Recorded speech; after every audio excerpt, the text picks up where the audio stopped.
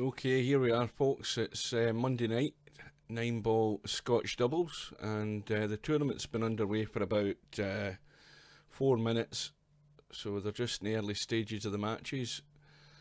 We will just do the usual, get that update down to 30 seconds, and we see that Popman and Tommy, you are playing Stefan, and I think that's Magician. I don't see any. Oh, I do see handicaps now, and then I see Senny and Magic Q, Magic 1, sorry, have got a bye, and Larry and Frankel have got a bye, and they're playing Edbal and Skybitter, who are getting 7 and out. Now the match that we're going to join, I don't know why the little things aren't up, the little eye symbols. Unless I can't see them for looking at them, but usually you just click on it to join the room. Let's do a quick refresh and see what happens. Back into the bracket. It goes back up to a minute as well, that refresh. Right, for some strange reason it isn't showing, it doesn't matter. We'll go in and we'll look at the Popman Tommy U match. And they're in the first rack. It is a handicap tournament, but they're both teams are playing scratch. I think we'll have a little change as well while we're at it, and we'll change the cloth colour to blue.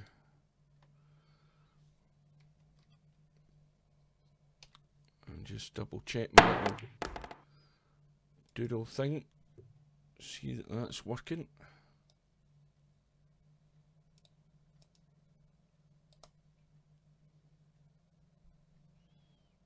That's working fine.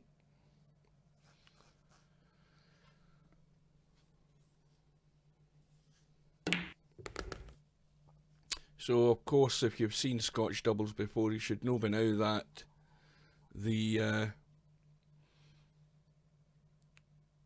teams are 2 players, and Scotch doubles mean that each player takes 1 shot on the team. So one player pots a ball, then his partner pots the next ball, and so on until the end of their visit or until they win the rack. And it's winner breaks as well.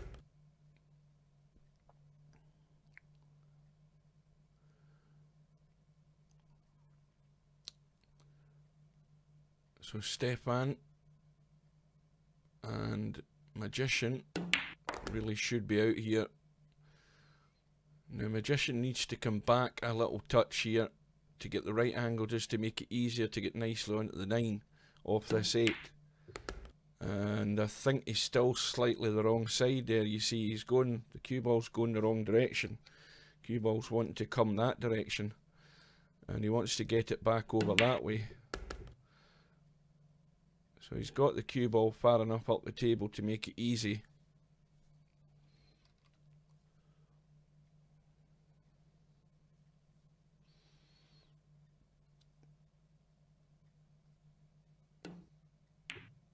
So Magician and Stefan are off and running. I'll get my little plug in for my stream in the lobby for anyone who wants to watch and join in the chat.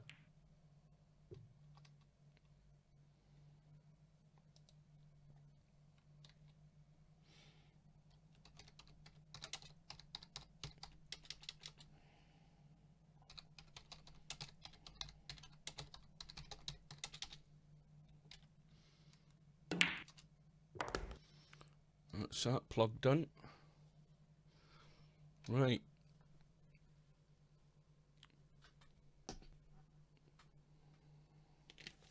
I was going to try and do a stream using Open Broadcaster. It broadcasts in 1080. This XSplit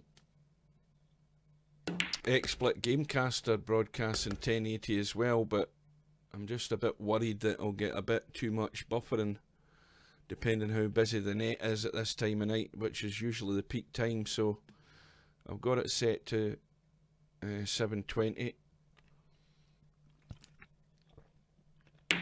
But I might try a 1080 one week and see what happens, and if we get a lot of buffering then we'll scrap that idea.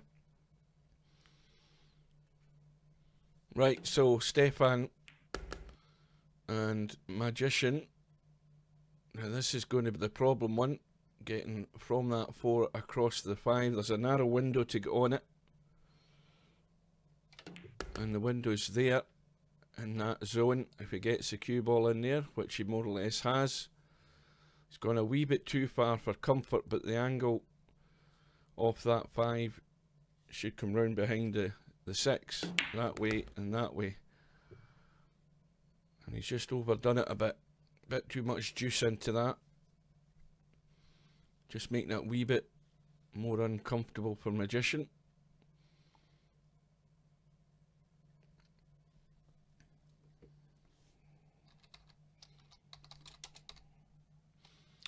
I'll let them know.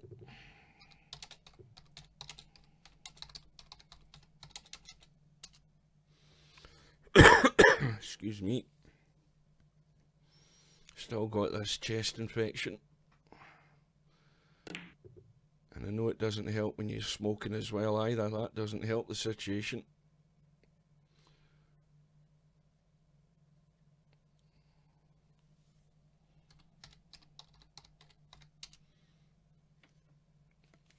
Just like to let the teams know that they're on YouTube.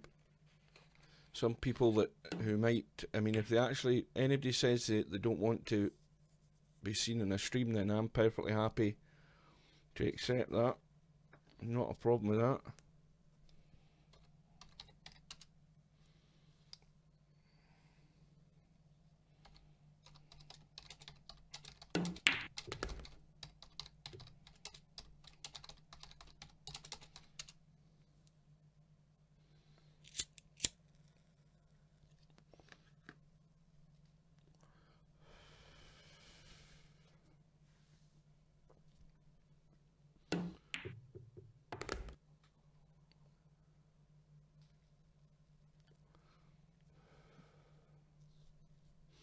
So it's 1-0 to Magician and Stefan, and it's about to be 2-0.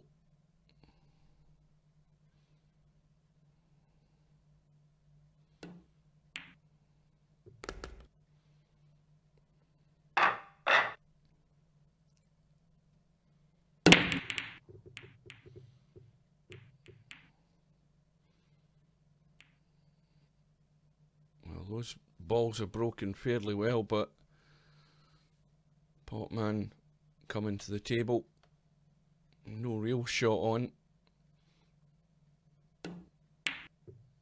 looking for the safety. If that misses the 4 it had a chance, but as it is, it's sneaked out. Now does that squeeze past the 5? Yes it does. There's half a pocket there, not an easy shot.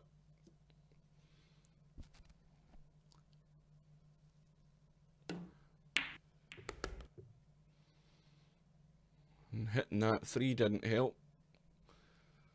You get no shot in the 2. Got to look for cover here. And it's not an easy shot because there's balls in the rails where you really want the path of the cue ball to be going to get distance between these 2 balls. So it's a bit of guesswork here.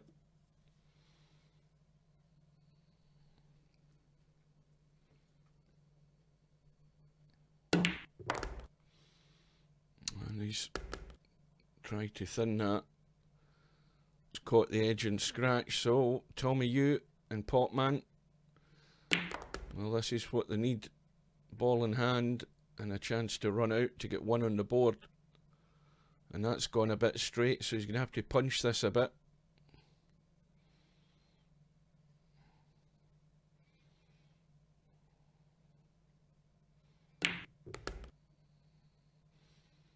And now the best thing for Tommy Yu here is just a gentle tap in the 5. Well, he's gone across the table. It's going more distance wise. Now you don't want to be hitting into the 9 here trying to come across for this 7, but this has got to be played fairly accurately because you don't want to be playing a high angle shot in this 7 ball. So they could blow their chances here if he doesn't get this right. Missed the 9. Well, that's not too bad, but the problem is the 7 ball is more or less on the rail, and that makes it a tougher shot. So he's missed the jaw, and it's went in clean, and he's sitting nice on the 8 ball for Popman. That's a good shot. Now Popman just needs a little, well, he looks as if he's playing top. I don't know what he's doing here, but a little, he's got the perfect angle just for a little draw to go that way with the 9. Yeah, he's done it. I thought he was going top. Now, I've said this before about Tommy. I think he gets a wee bit nervous in tournaments. We'll see how he copes with this shot. He's got it clean. So, off and running. Still trailing by 1. But with the break. Well, the good news tonight is, as I mentioned in last Friday's stream, I've got the week off, so we'll see all of this tourney tonight, or all of the matches that we're going to watch, provided we don't have any internet disasters. A dry break. A shot in the 1 for Stefan. You're going to have to tuck behind that 3 ball. Get the cue ball back out for the 2. And he's overcut it. So straight away, it's a chance for Tommy and his partner. And the balls are sitting perfect. Now that's overhit by a big margin. He didn't want to have the cue ball there. Now this is where players who don't quite have that touch get out of shape sometimes fairly quickly, and then things start going wrong. They've still got a shot in the 2. And now here's the important one, because that 3 ball has got a slight angle, so it's all about weight of shot, getting down onto the 4. And Tommy seems to want to play with draw, and you know the rule is you should never try and draw for position, not unless you really need to. And he got lucky there, he got the chip on the 4, but he fell way behind it, and it's a thin cut. However, provided the cue ball doesn't scratch in that top right hand corner, well, oh, that dropped in at the last second. That 4 ball. Well, it's a bit scrappy, but they're getting there. So easy enough to get on the 6, but the important one's getting on the 7.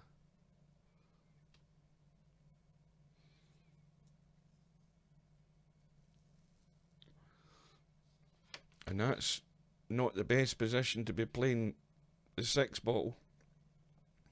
Stuck in the rail. Dangerous scratching in the right middle pocket here. You've got to really move this cue ball to get up for that 7.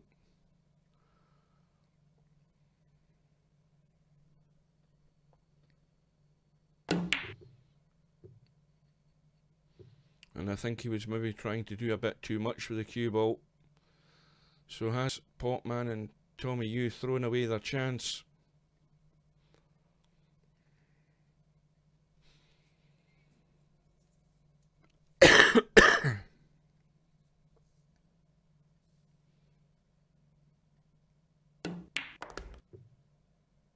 Well, this is going to have to be a 7-9 combo. I don't think that 7 goes past.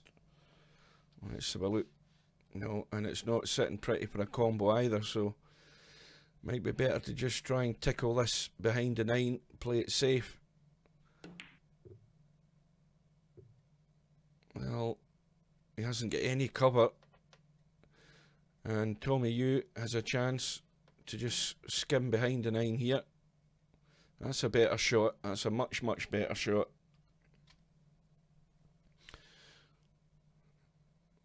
So now Popman and Tommy Yu are in pole position here to tie the match up if Magician doesn't get out of this snooker.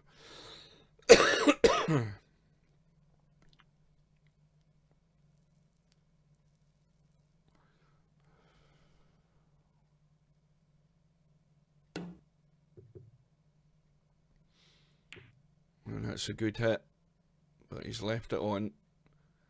Needed a bit of luck to get away with that one. Same problem again here though. Potman's got an easy enough 7, but he's got to get good on this 8 ball. He can't leave it at a big distance. Well, that's not a great shot. Not a good shot.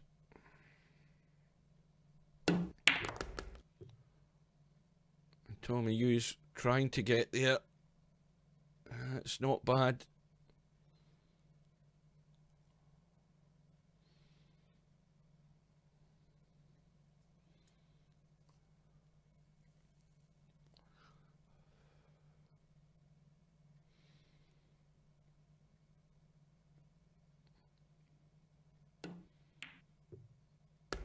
So we're all square, 2-all.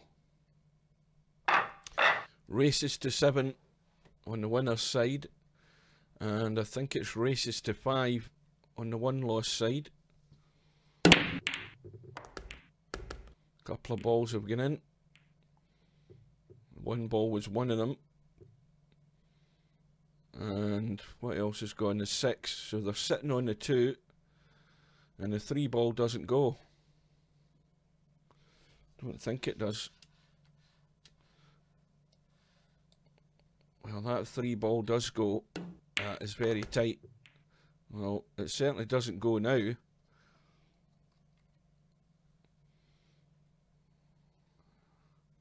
Now, well, not a great safety by Tommy. Far too heavy.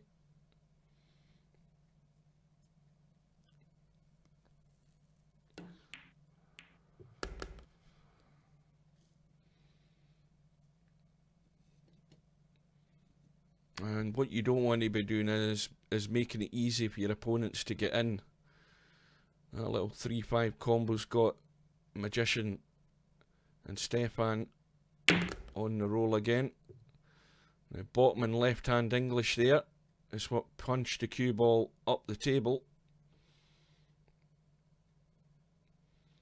And this is a little delicate one in the 4 and not too heavy. I don't know whether they can avoid the 7.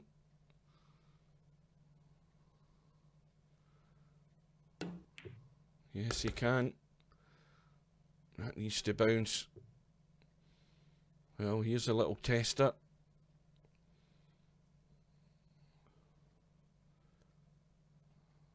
Got to watch the weight of shot again. Don't want to block yourself out with that 9, but the angle that the cue ball's going, it shouldn't be going anywhere near the 9.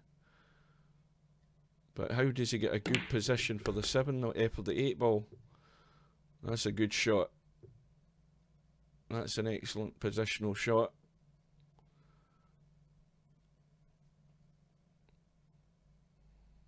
And this all came about from that poor safety by Tommy. You got to think out your strategy a bit better. And that's lost them the rank. So Stefan and Magician back into the lead.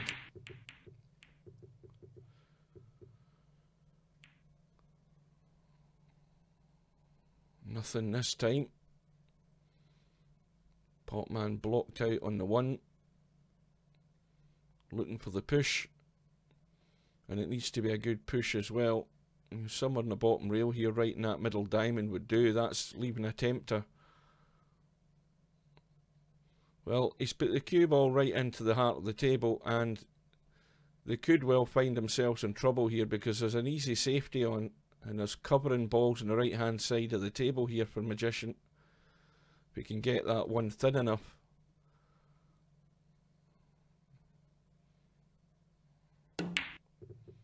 Well, he just went all out for the pot, but he's got away with it. I don't believe he played that, but that will do. It's got the hook.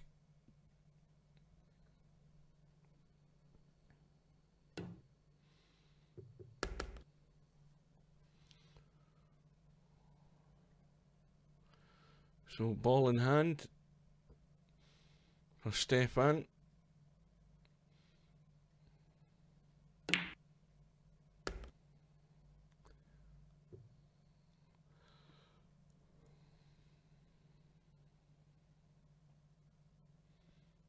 Well, this 3-ball's going to be the problem ball. The angle in the 2 isn't good to actually hold for the 3, so the cue ball's got to run.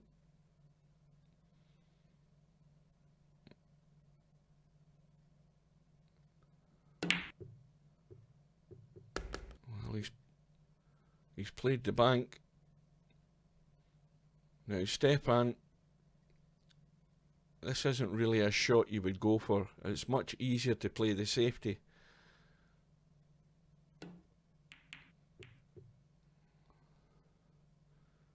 He might have tried the billiard on the 9 there, but it's a chance for Potman. Not an easy one, but the angle's good to get on the 4.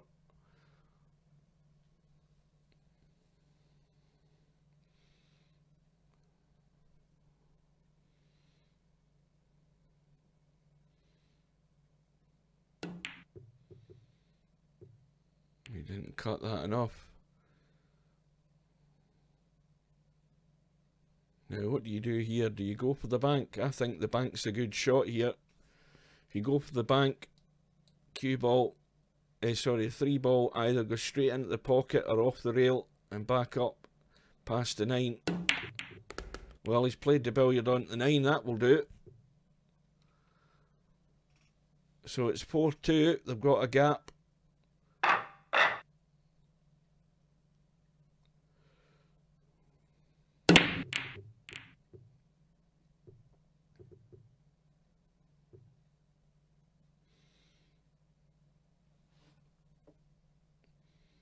Dry break again, and well, this is going to be a test of Tommy and Potman's abilities here. Tommy's got Potman on the 2. You're trailing by 2 racks. You've got a good open table. You've just got to manoeuvre the cue ball. That's what it's all about.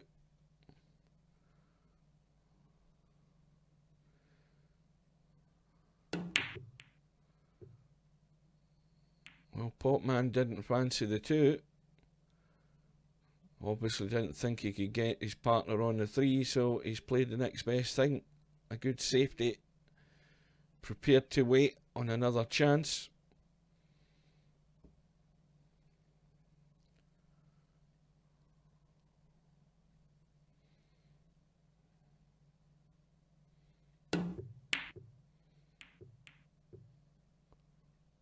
Well, Magician gets the kick. Now, has he got the bit of luck? He certainly has. Nothing doing on that 2-ball. So this might backfire on Potman and Tommy. Well, Tommy's got the double kiss there. But they're going to be in trouble now.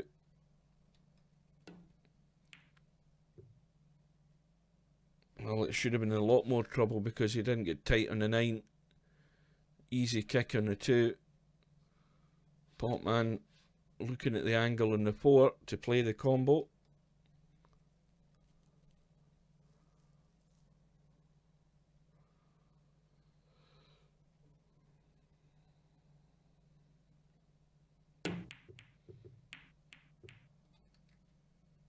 Well, he's fluked to 7 and he's left his partner a 2-6 combo.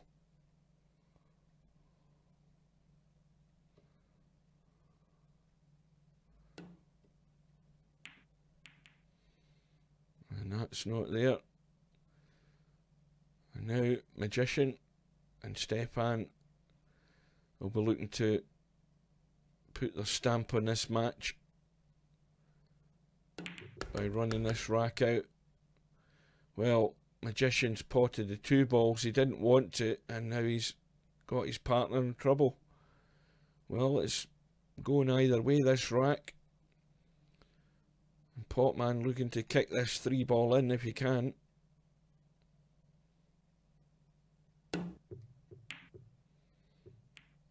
Oh, now, well, 8-ball hasn't done them any favours, so it's back with Potman and Tommy, and they cannot throw this away this time.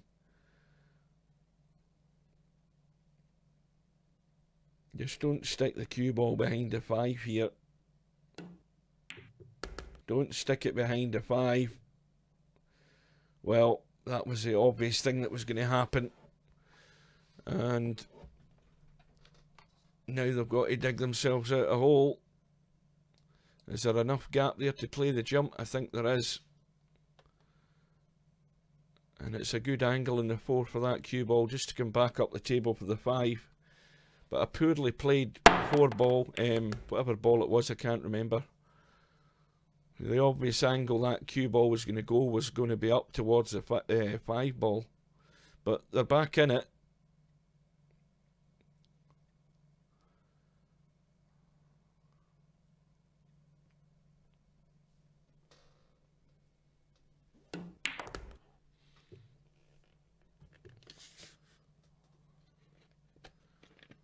Tommy Yu is left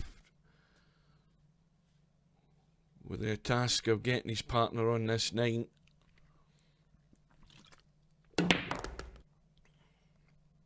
Well, is he going to get in the jaws? Oh, he's okay.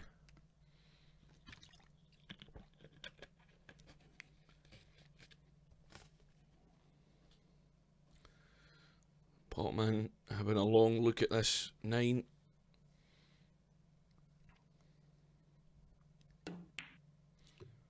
Oh dear, oh, well, that wiped its feet, but it went in, just trailing by 1.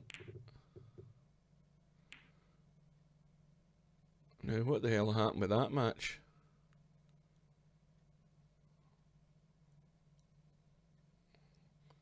Well, it looks as if somebody hasn't turned up, because Larry and Frankel have won by forfeit, but it seems to be that that would have happened a lot sooner. So either one of the players has quit or one of them's lost their connection, but Larry and Frankel are through. So the push out played. A Magician, again, you've got to think about playing a good push out. Now, Magician's got an easy safety here. You can just roll that 1 ball past the 8 and run the cue ball up to the 7 and the 2 and use them as cover if he wants.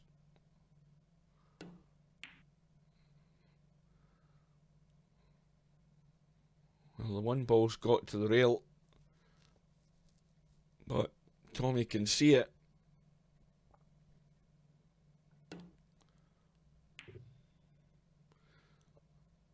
And not another good safety by Tommy. Too heavy and not thin enough on the 1, and he's brought it into play. It's a thin cut, but it does go.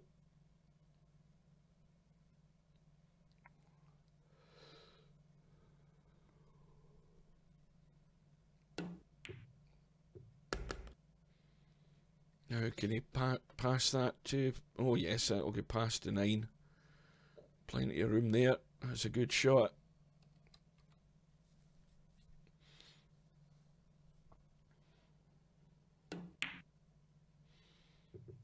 That, however, wasn't. And sometimes that can happen when you forget to centre your cue tip, because the cue isn't always on that cue ball perfect in the middle. Sometimes you're actually queuing up and you've got English in the shot when you don't want it. You've always got to remember to adjust your cue tip position. So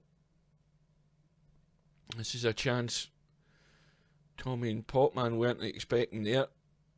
Can they take it? Now this is a better shot, a better angle to come off that 5 and get back up the table for the 6. And he's enough power to avoid blocking himself off in the 9.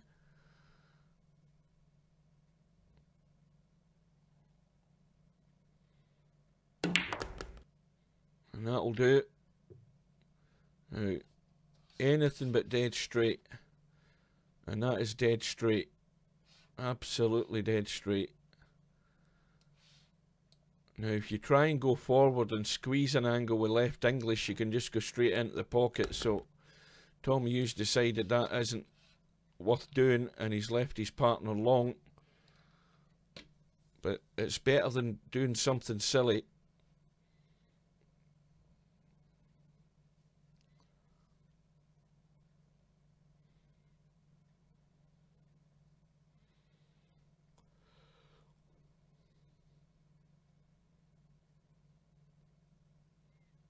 And Potman doing the sensible thing, using his shot clock, getting himself right on it, and making sure he's queuing up right before he plays his shot.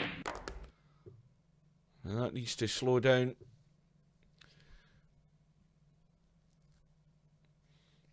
So this is a tester for Tommy. Got an angle on this 8-ball. He needs to sort of drag this cue ball to kill the running pace on it, because the cue ball wants to run, but he's got to control it.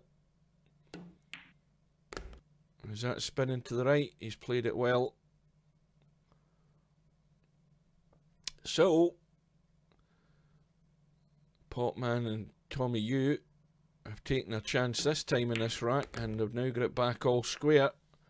So we've still got a match on. 4 racks all, and Potman breaking in rack number 9. Tommy Yu has passed the break to him. That's one option you can do. If you hit escape, you can choose the option to pass the break to your partner at the beginning of the rack. But that didn't work because I've come up dry.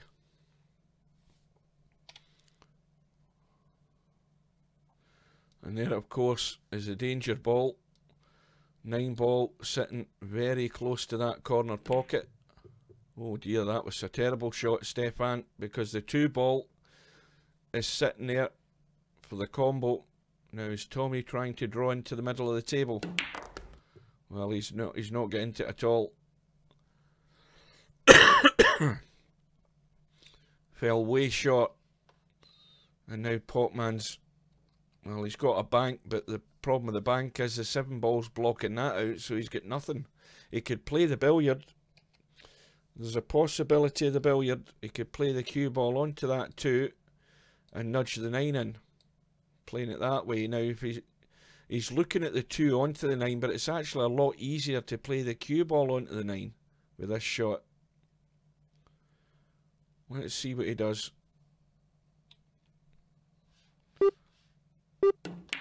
Yes, that's just, oh, that's unlucky. That is unlucky. But that was the right shot to play. The billiard was much easier than trying to cut that 2 onto the 9. So, but unfortunately, look at where the 2's finished. It's a ball in hand 2-9 combo for Magician.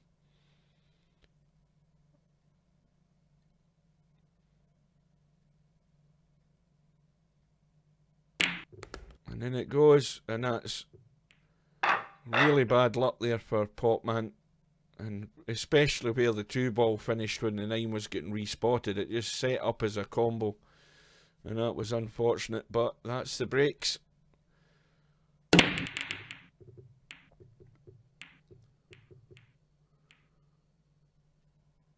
So we're into rack number 10, and it's another dry break, but it's another chance for Tommy Man and Pot Yu.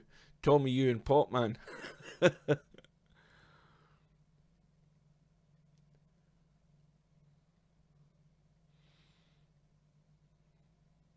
he needs to get high enough in this 3-ball and away from the rail, and that's a bit short. That cue ball needed to be up here rather than there, because the cue ball's going there to cut the 3, and then the cue ball's going up that way.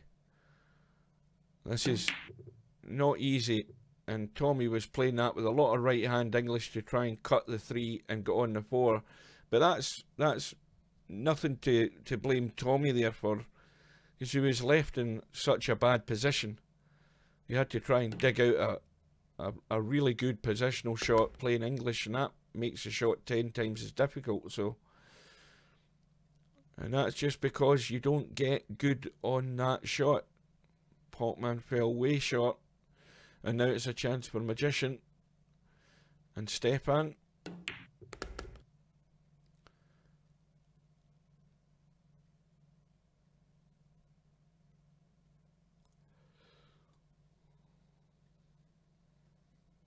So no doubt Larry and Franco will be the really strong favourites for this tournament.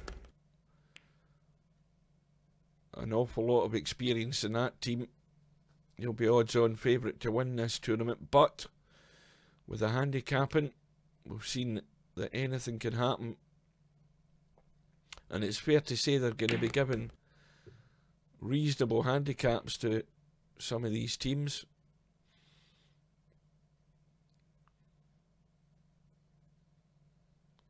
Now this is the one that goes wrong.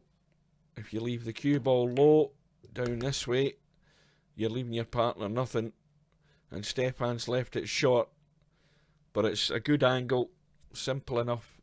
8-ball for Magician, not too hard, and just leave his partner on that 9 into the top left.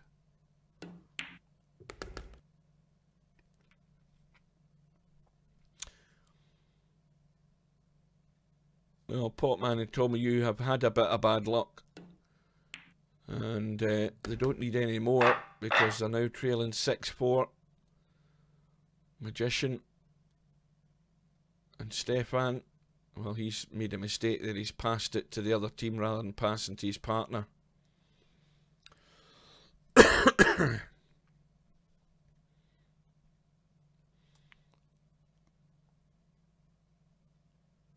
He's done it right this time. This is why you've got to remember to hit escape. 6 balls going in. So Potman, Tommy Yu, backs against the wall. They need everything for the remainder of this match if they're going to stay in it.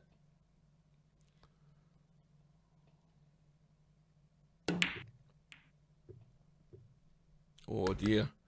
A fluke in the 8-ball. They don't need that. That's a bit frustrating for Potman and Tommy. And Stefan, thinking about the position in the 2, he did not bad there to go on that 2, but he's hung up the 1. And I think, let's see, there's just an edge of that 1 showing. Just got to watch, that might even just push to the jaw, it might just squeeze in, yes it has. But Potman has finished in no man's land again for Tommy. And Tommy's left with a lot of work to do.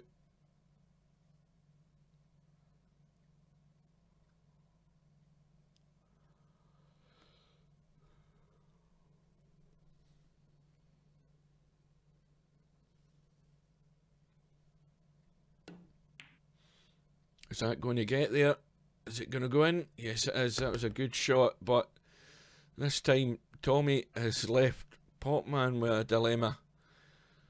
Well, if he tries to cut this in the middle, there's a strong likelihood he'll scratch into that top left hand corner. So you've got to make a choice here. I think the pot has to be cutting it into the top left hand corner. That's looking like what he's doing. This isn't easy. He's gone into no man's land again. Well, Tommy's left with the pressure ball here. What does he do? Does he bank it? He's got to do something to try and knock it in a hole somewhere. Good luck.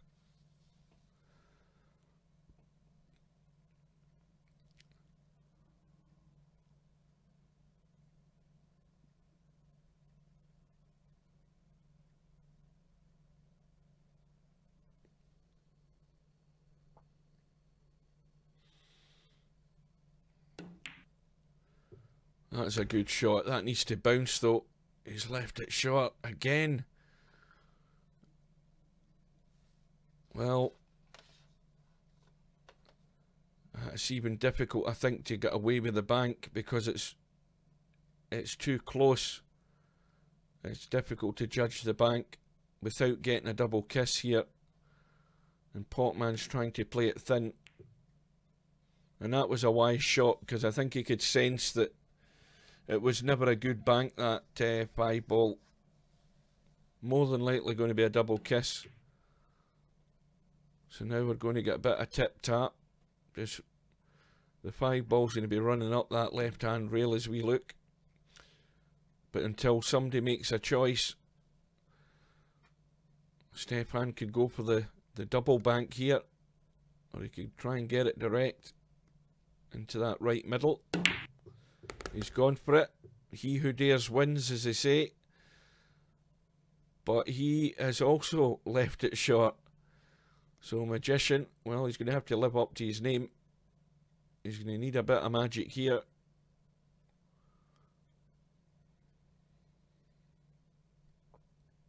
And a really thin cut in the 7. Cue ball's going to be running.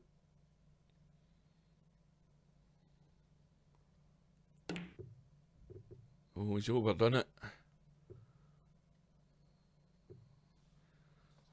Well, whoops, wrong button. How do you fancy that for a thin cut? It does go. It's got to be really thin.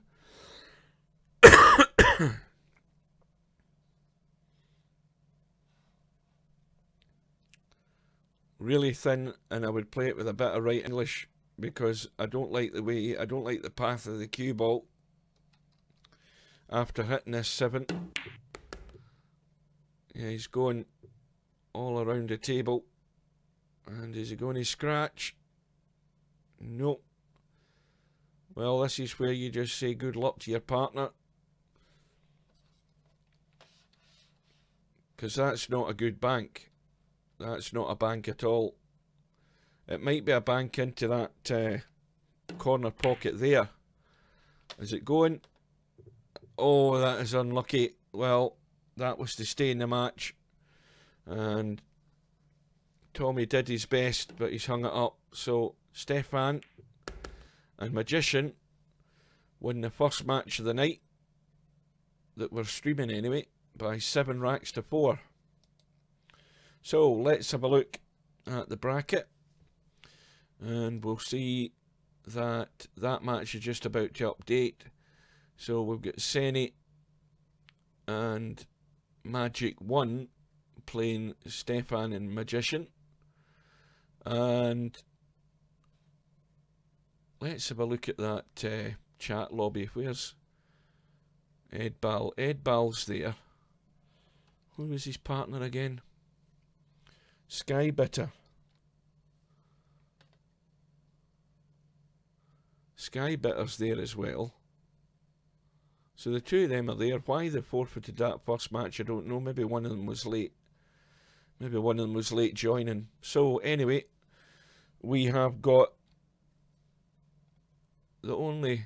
Well, there's the 2 matches. There's the Potman Tommy U against Ed Ball and Sky Bitter on the one loss side.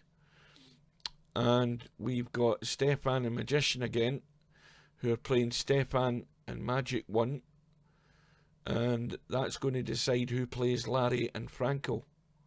So we'll join that match.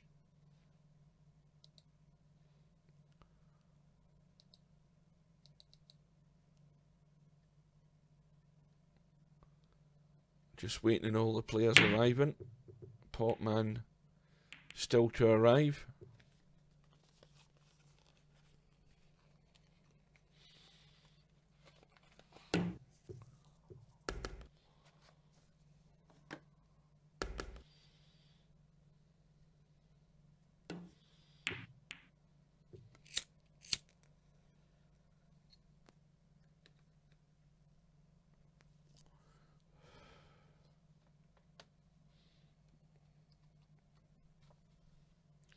Well, Potman, having just finished that match, no, we're not waiting in Potman. I think I've screwed up already, haven't I?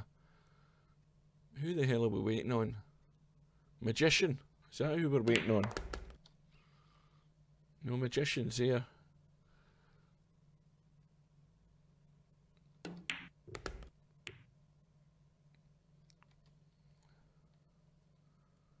I can't see. Who the hell's playing in this match? Stefan and Magician and Senny. Oh, don't tell me Senny's fallen asleep.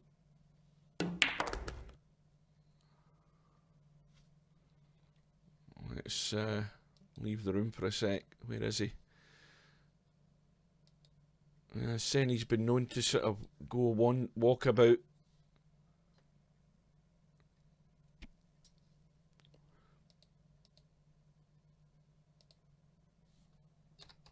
I'm just going to remind him in case he is falling asleep. You always remind a fellow Scot. And there's nothing worse than signing up and playing in a tournament and then your partner goes AWOL and leaves you high and dry. So if he doesn't get in the room within 5 minutes, then unfortunately, poor Magic One is going to be left all alone and forfeiting the match. Unless Senny's playing tactically and waiting until he gets his little alarm alert, that you get an audible alert to let you know the room is up. And he should already have had one.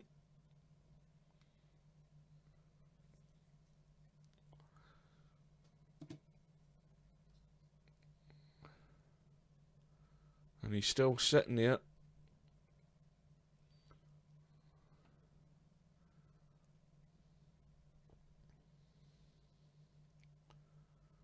Well, what we'll do is we'll go into the one lost side match and we'll watch that one for the time being.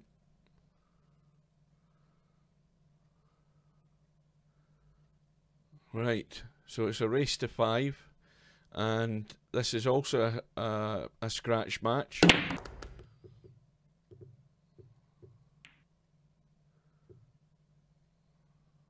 So we need to look at the chat window in the bottom there, because it won't be long before that forfeit message comes up on the screen if Senny doesn't get himself in.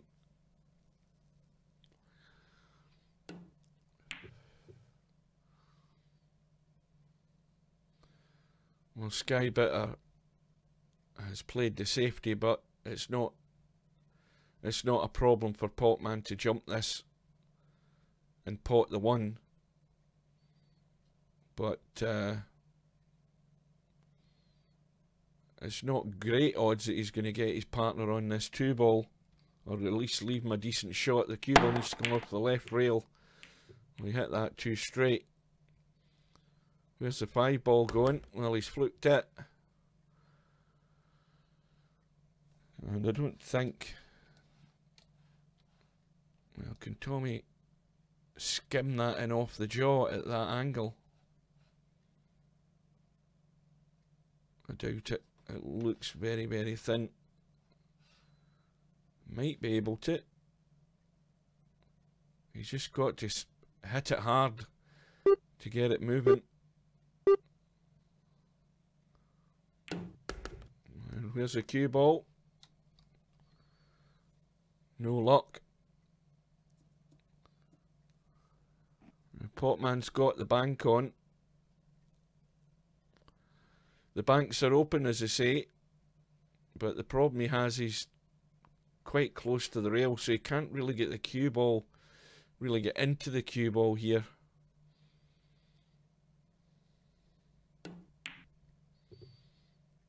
Well, he tried to run it into the middle and got good position in the 3.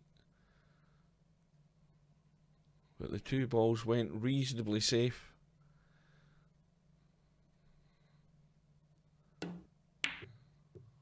And that's a good safety. That's excellent. Right dead weight to the rail. And okay, there's a little bit the 2-ball showing, but it was a good safety. Now Tommy needs to get this thin. And that's another good one.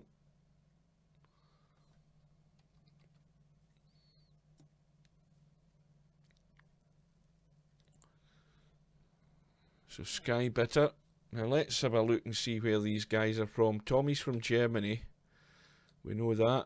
Sky Bitter's from the Philippines. Potman's from England. And Ed Ball from Canada.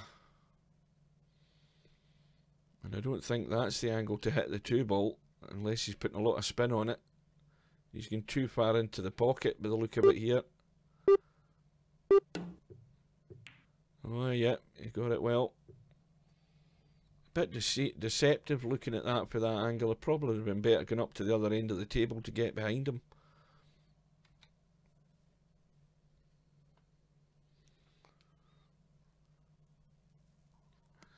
Well, Senny must be in the room, because that that forfeit would have come up by now.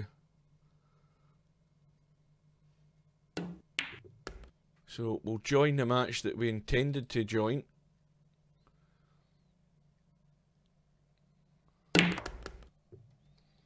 And we can see that Team 2, who are Senny and Magic 1, are getting the 7 ball as their extra money ball.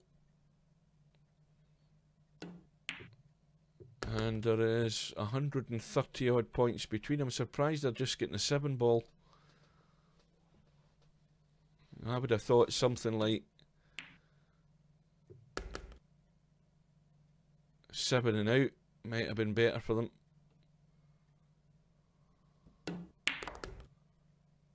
But anyway, Stefan and Magician. I was going to say Magic Q there, but they look as if they're going to get 2-0 up.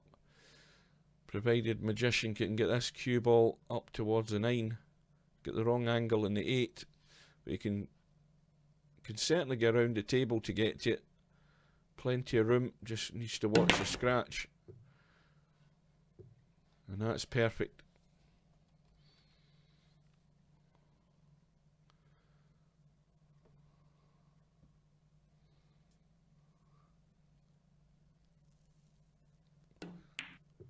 So 2-0.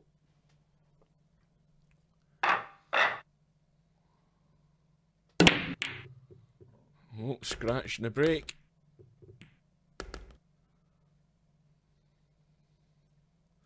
So ball in hand for Senny and Magic 1. Let's see where all these players are from again. Well, we know Senny's from Scotland. Magic 1's from the USA. Magician's from England. And Stefan's from Germany.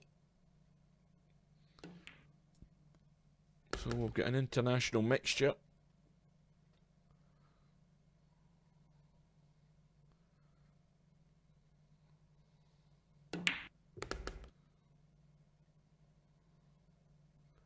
Now, Senny doesn't want to try and do too much with the cue ball here.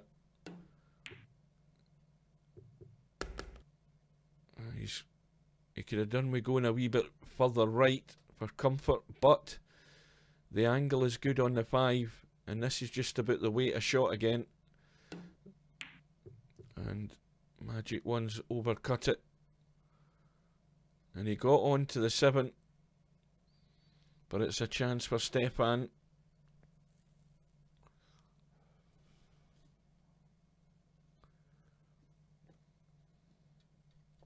Bit of a testy one though, and he's overdone it.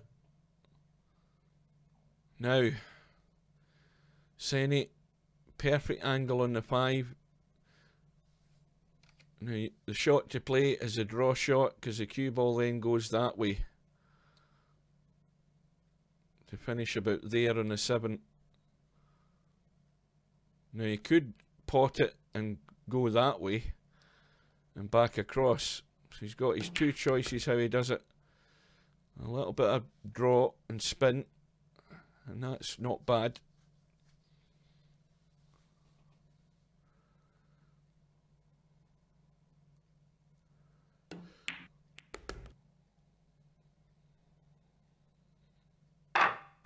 And of course, that 7 ball is their money ball, so they're off and running. Trailing by just the 1.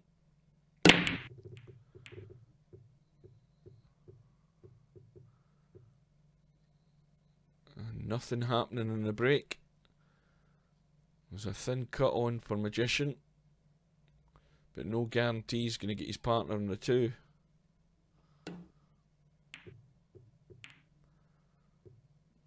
And he's hung up the 1. Right, let's see. Oh, he's got the hook.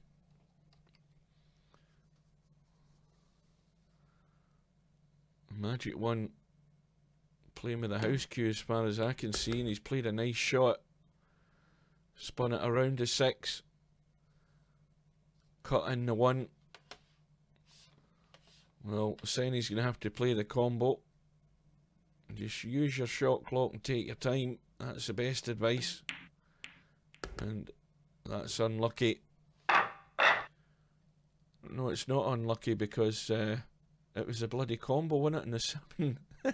I forgot again. So it's 2-all. I've got the worst memory for the handicap, so I have. Well, that's a good quick reply from Senny and Magic. Trailing 2-0, and they're back on the level.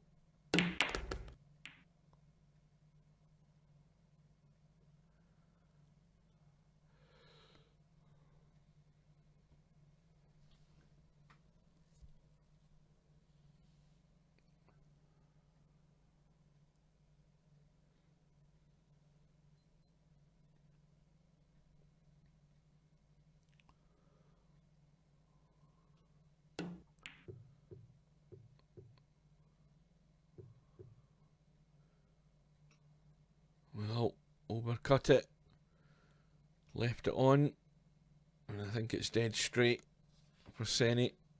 No, he's got an angle. Got a slight angle there. Playing the big draw again. Well, I think that's worked out good. 3-ball squeezes past the 9, no problem. They could be in business here if they just take their time.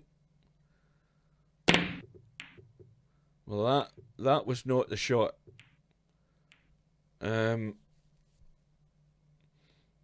went for a 3-9 combo when it was far easier to pot the 3 and get his partner on the 4, and his partner might be confused by what he tried there. That was not what to play.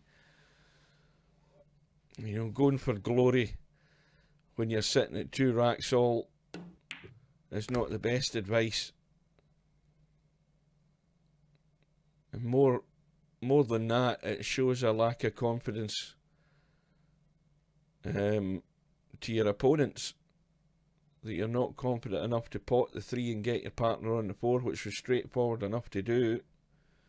If it had came off, it would have been a great combo, but you know, the odds in getting that were less than probably 50-50. And all it's done is given Stefan and Magician an opportunity. But Stefan way off that 4. But I think that was also caused by the English that he had in the cue ball to hold it for the 6. Now here's a delicate shot.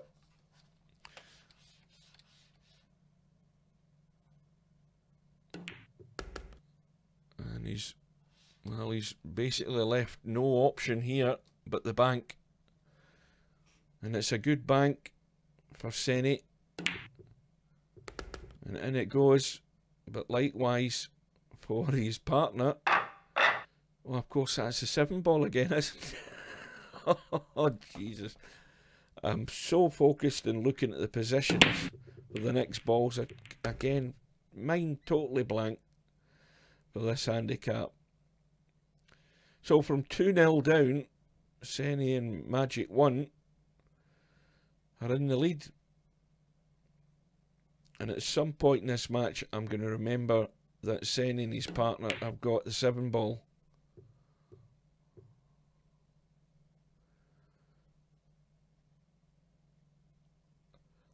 But the mistakes are coming from Magician and Stefan. They're giving them chances, and Senny and his partner have taken them. You can't ask any more of it.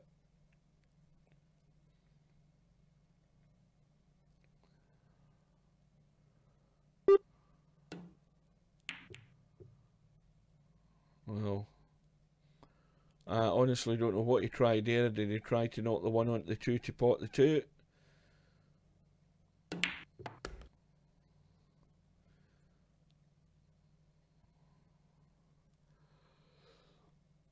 Well, don't need to do anything with the cue ball here. Just a gentle 2.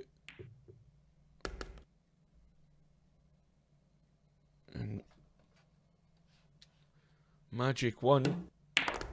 Now, has he got a nice kiss? He certainly has. He needed to play that shot with inside English, left-hand English, to bring the cue ball back up this way and avoid hitting the 9, but he got away with it. But Senni has left his partner way off the 5. It's a thin one. Well, that's going to go safe, I think. I'll take that. That's a bit of luck you need.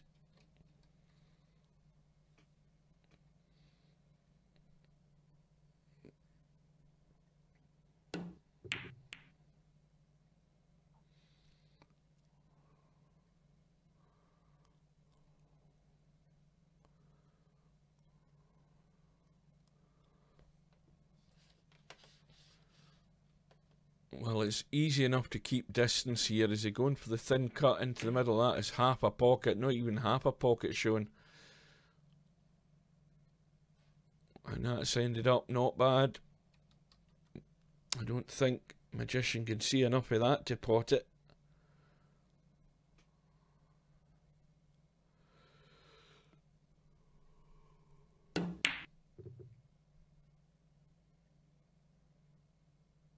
You know, I've got a funny feeling that this rack's going to hinge on who gets this 5 ball.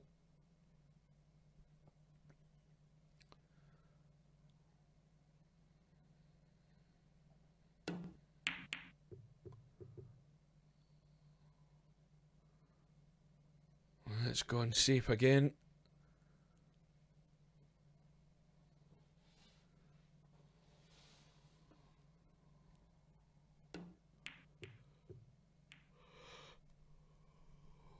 Well, that hasn't. And it is a chance.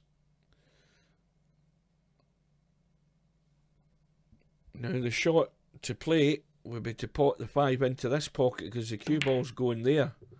But he's taken it long, and that's worked out okay as well. That'll do. So if Magic 1 can get us any decent on this 7, he's going to run too far. No, he's perfect. That'll do. Well, it's looking odds on it's going to be 4-2.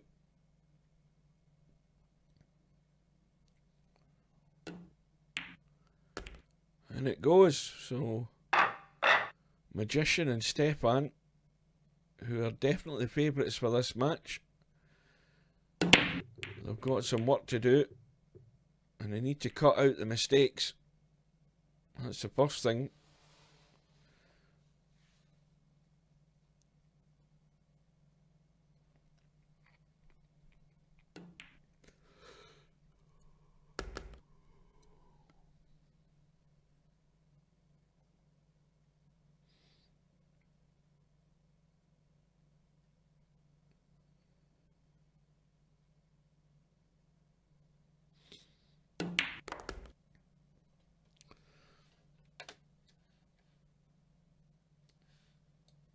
Plenty of room for the 3 ball. Just a gentle one on this 3 ball. Well, he's looking for the line up the billiard. Thin off the 3. And he's overdone it, got it too thick. And that's the same kind of thing. I mean, the 3 ball went no problem. And the balls, well, the only one that is going to be the problem is the 7 ball. And Magician didn't go for it, and they might pay the price. Now, what does Magic 1 do here? Try and bank it up towards the 6 and 8. Oh, billiarded the 9 in. Well, that's backfired on Magician and Stefan in a big way. That was a good shot to get that billiard onto that 9 ball, and played it at the right pace as well to give it every chance to go in. So now it's developed into a crisis here for Stefan and Magician. And Senny got a couple of balls in the break. The 3 ball's gone and the 6 is gone. And Magic One's got Senny on the 2 ball. Senny just needs to roll the 2 into the middle and pop through for the 4. Just past the middle pocket.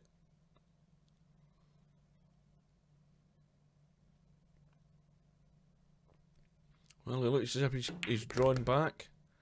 He's trying to get his partner on the 4-9.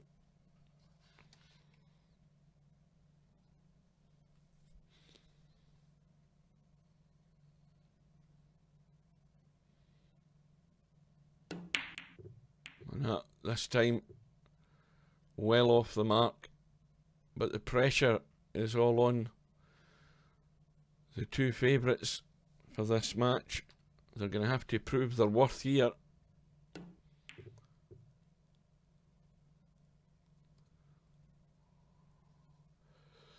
Well, Senny, no doubt, will go for the bank. With just the 4, the 5 and the 7 to pot for a 6-2 lead. Oh, is it going to double up? Yes, it is. And Magic One's got a thin 1 on the 5. No, he's taking it long, and that is the right shot, because he's got his partner perfect. The danger was, with that angle, was a scratch, and he just nudged off the point. Once again, getting that wee bit of luck. And they're now sitting 6-2 on the hill.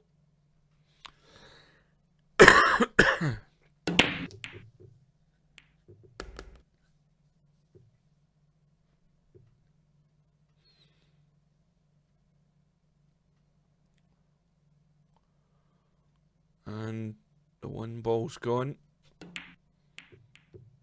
Senny trying to combo onto the 2, onto the 3, but now Magician and Stefan have got their chance, but they've got trouble to deal with. That 4 ball is not sitting nice.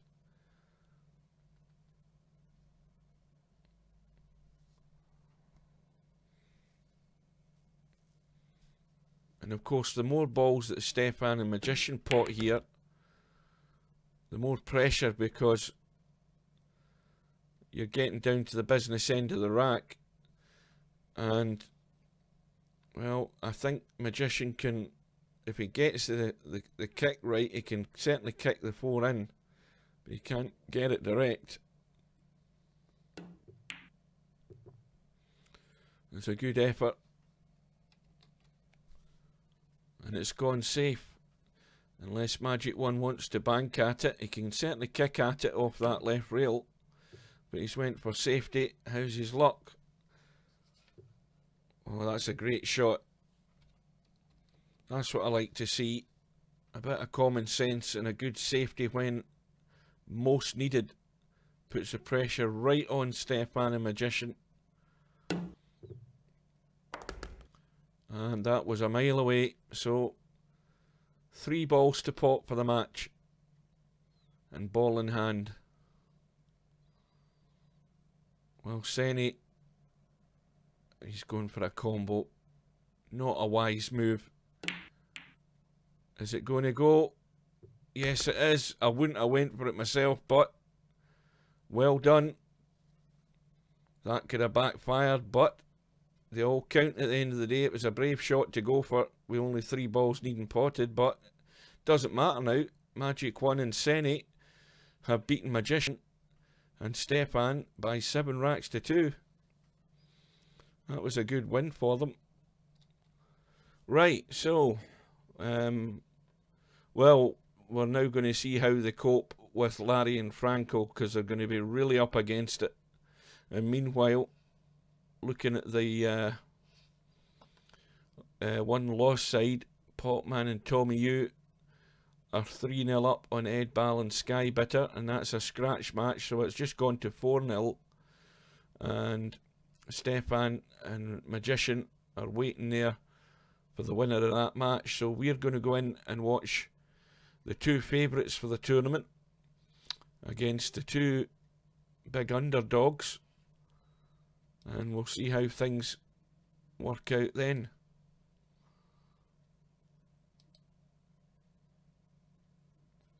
And I'll have a quick drink while I'm at it. Don't tell me I can't join the room. Oh, thank God for that.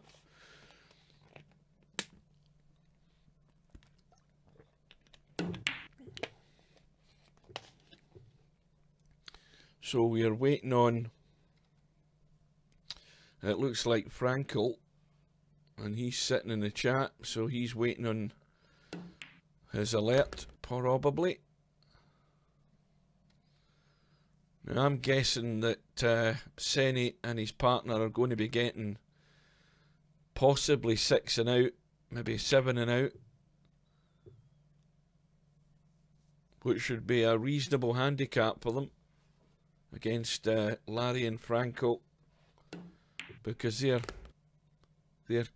bringing a lot of ammunition with them to this match. Right, here we go. In fact, Senny and Magic 1 are getting 5 and out, and that is a good handicap. It's the biggest you can get, but it gives them every opportunity if Larry and Frankel make mistakes. So this isn't a dead set match. If Senny and Magic 1 play the same way they played in that first match, then anything can happen. Well, that's going to scratch, I think, is it? Oh, just hanging on the edge. And the 4-ball has gone.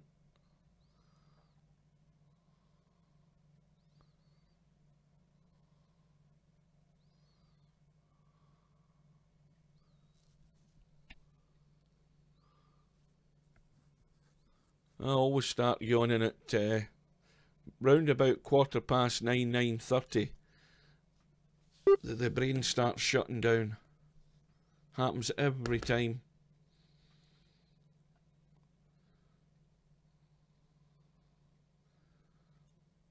Well, Senny has the bank. He's got to go for it. And if he doesn't do an awful lot with the cue ball, he's going to leave his partner on the 3. Oh, he's banked to 9. Comboed the 9 in. And it's 1-0.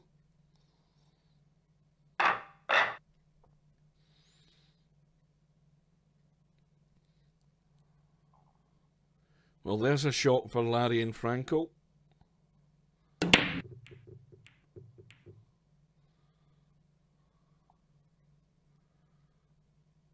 But this time, no joy in the break, and this is now a position that you would expect these players to run out. Larry's sitting perfect on the 1-ball, little roll through for the 2.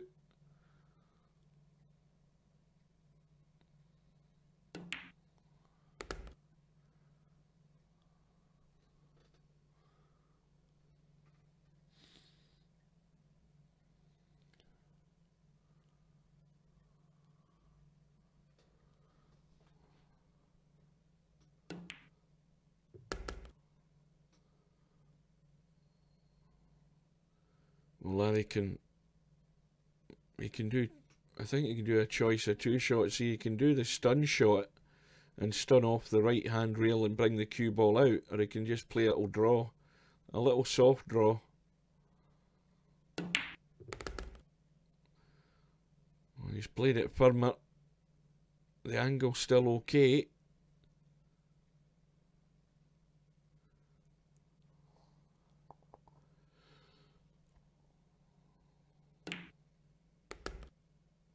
Now we're at the money ball stage, so this is where Larry and Frankel cannot afford any errors.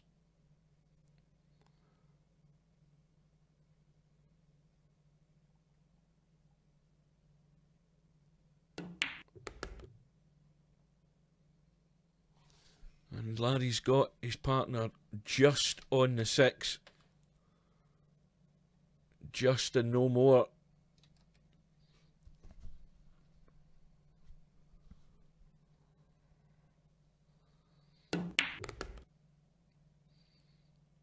here's the crucial one, because that's a bit straight. Let's have a look. Yeah, there is an angle there, but Larry's having to just push this cue ball to get it into the table so that Franco can see the 8 ball.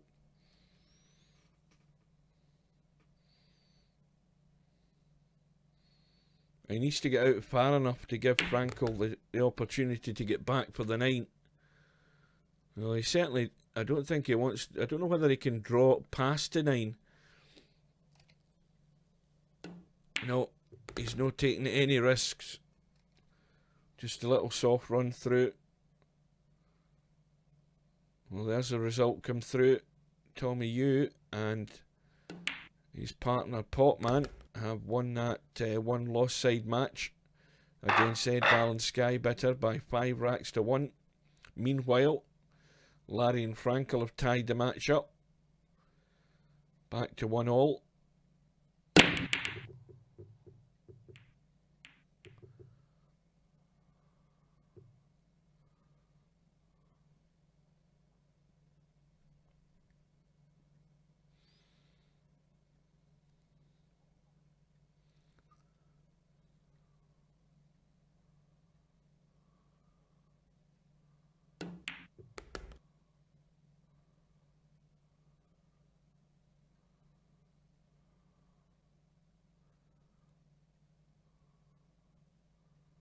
A dry break has given Magic 1 and Senny a chance, but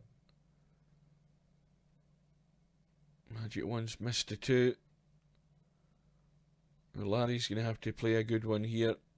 He can certainly make the cut in the 2, but it is not easy to go on this 3 ball. He's going to have to dig really deep. Big draw. I think he's overdone it. Yeah. So now Franco, well, he can try the really thin cut in the 3 along the rail into the left hand pocket, or he can go thin. He's looking for cover up with the 5 ball. That's where he's headed.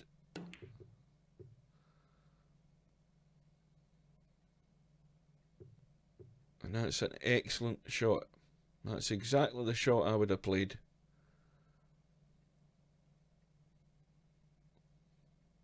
And now Senny's in trouble, because I think that 8 ball's in his way. Oh, well, that's unlucky. He did manage to get to the 3, but he scratched off it. So, ball in hand for Larry and Franco. The good safety has got its reward. They've got ball in hand, they've got a chance, and they just have to follow it through.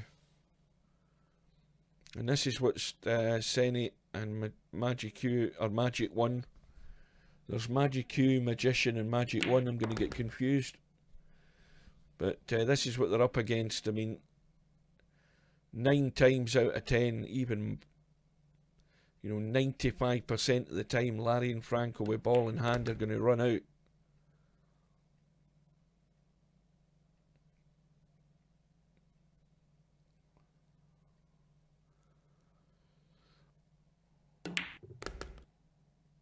Wait a minute, hang on a minute. Right, well, Franco is going to have to jump this 9 if he can. Now, he's playing with a house cue, but he does have a jump cue, as you've seen.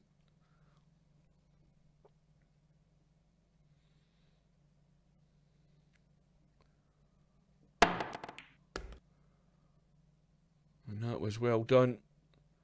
Now, these shots here on this 7 ball, these can very easily hang up. I've seen it, I've done it plenty of times myself. Very easy to put unwanted spin in the cue ball and just push the 7 ball. Larry will take his time.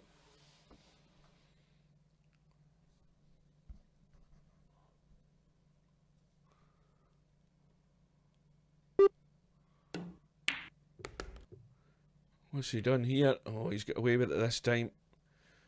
And there's a little slight angle there on that 8. And Franco can just pop it in and get the cue ball out. So Larry and Franco they've got there in the end, and they've got a lead now.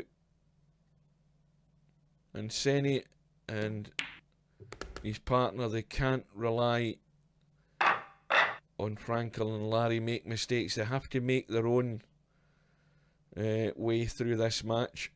They have to take their chances, and they have to cut out doing anything silly.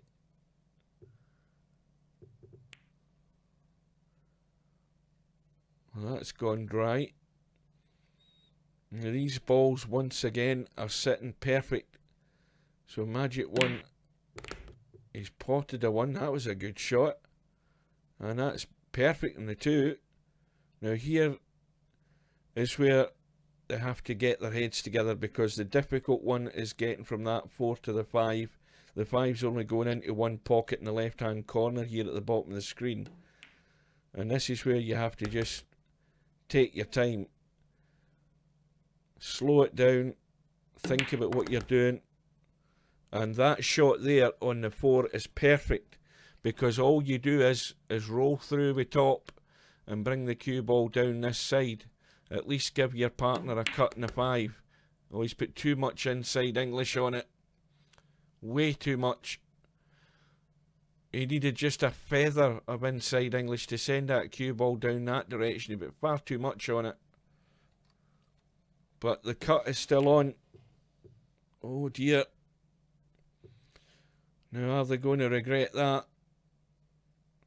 Now Frankel can baby this in. Just dead weight, drop the cue ball onto the 5 and get the cue ball out to leave Larry the 6-7 combo. That's what he's playing. And I don't think Larry will get it any better than that. So Senny and Magic 1, could their chance have gone in this rack, because it all hinged on getting from that, what was it, the 4 ball down to the 5, and they played it wrong. Far too much inside English, pushed it into that right hand rail too soon and left his partner way short. Well, here's a little fiddly one, but Frankel has got the touch, and that's meat and drink for Larry. A little soft draw off this 8 ball, and it's going to be 3-1 for that little stunt. And that's the prime example there in that rack, if ever you need one, is when the lads that are getting 5 and out, they had those 3 balls to get, and the awkward one was always going to be the 5, and it needed the right shot to get to the 5. And that's where Senny failed. Too much juice on the cue ball. Just got him way short for his partner on the 5, put his partner right on the rack. And meanwhile, Larry and Frankel went on to win the rack. They're leading 3-1. The 1 and 2 ball have gone in the break. And Larry's got an extremely thin cut in the 3 into the middle. Yeah, that was asking an awful lot. But here, well, I say it again, you've got a chance here, guys. You just need to take your time, keep your head, and hopefully learn from your mistakes in the last rack. I'm talking to Senny in this case.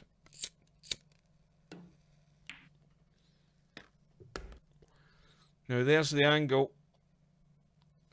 It looks simple enough. Just run off the rail, cue ball out, somewhere there will do. Doesn't matter as long as you can see the 5. Well, he's tried to stun it to do it, and that's gone all wrong again. And Senny's got a very difficult shot here to judge, and that's played well. It's a sort of unorthodox way of getting in the 5 ball, leaving it so tight, but Senny pulled out a good one, and they're back to trailing by just a 1. And that's the sort of chances that they just have to nail them. If these balls are in the open, it's all about their positional play, and that puts the pressure on the lower ranked players to actually, well, it helps to keep their mind focused and try and play good position. when it's most required. And straight away, scratch and a break, ball in hand for Frankel and Larry. And it's going to be a 1-4-6 combo. But where's the 1-ball going?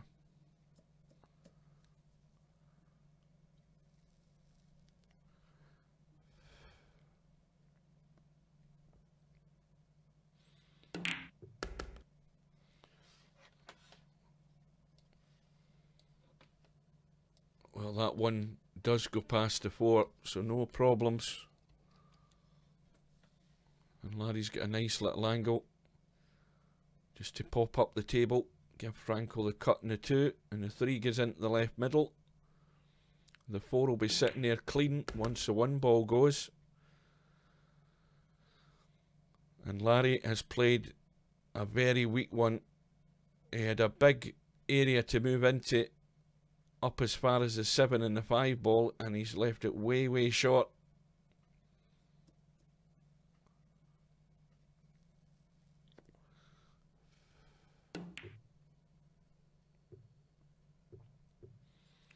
So left Frankel with no option to play the safety, and he's done it again. A good safety.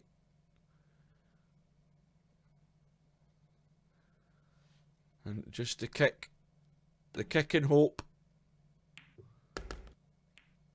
Well,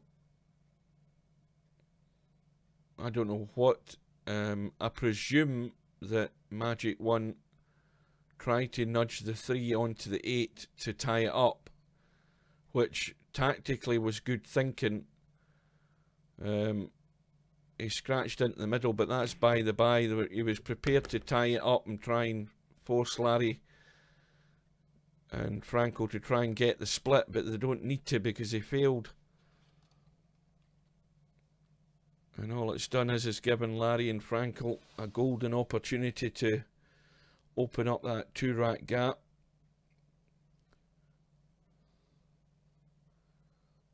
Well, a little drawback, leave it well, he's tried to run through.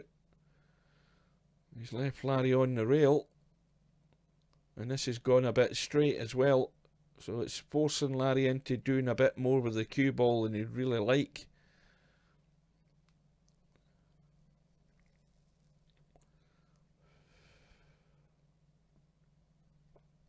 And don't forget, the pressure's on Larry and Frankel because we're down to the business end of the rack again. Once this 4-ball goes, they're all money balls.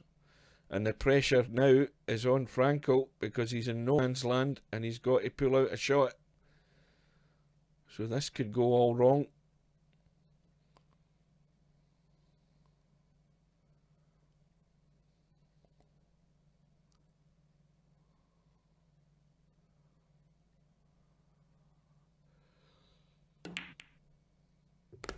Man, he's played it well. Killed the cue ball on the 7, nudged it towards the middle pocket. And all of a sudden it's come all too easy.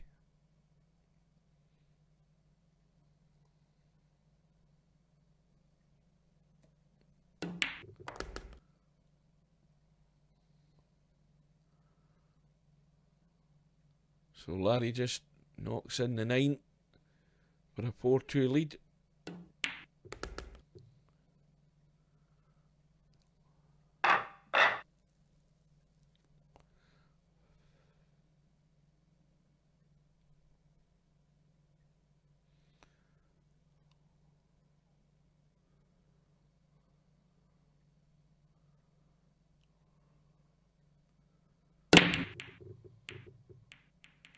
Larry breaks off, 2-ball goes in. His partner's got a shot in the 1. Cue ball come out and across to the right for the 3-ball into the same pocket.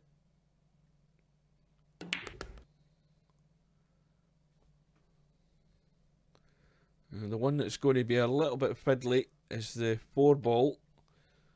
And Larry's got to avoid running into the 8-ball here with the cue ball. I think he can do that. I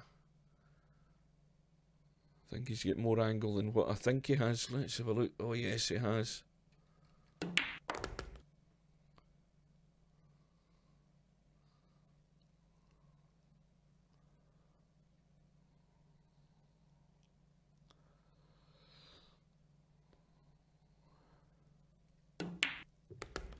Well, if there's going to be any problems, it could be just getting nice on this 8-ball off the 7.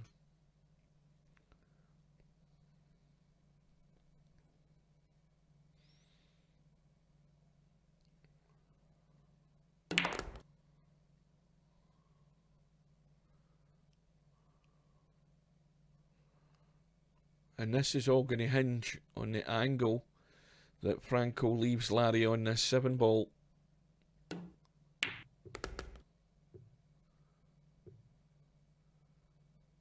And that's reasonably good. Larry can just run through. He's going to leave Franco a high angle on the 8. Now, let's have a look. He's got to just gently cut this in to try and just hold the cue ball to leave Larry a shot in the 9. Or does he run all the way around the table? We'll soon find out. Looks as if he's running.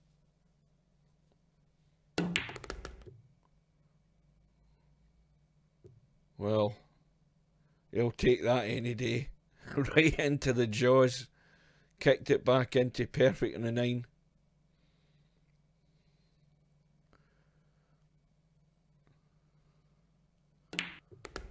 So it's now 5-2 to Larry and Franco. But these matches can turn on one shot. Senni and Magic 1, they're not out of it yet. You're getting 5 and out, you're always got a chance. Well, the 4 balls get in. And there's a shot in the 1. Now Larry here has a problem, because there's only a narrow window for that 2 ball in that gap. And he's duffed it right up. It was a delicate shot to try and play to find that gap.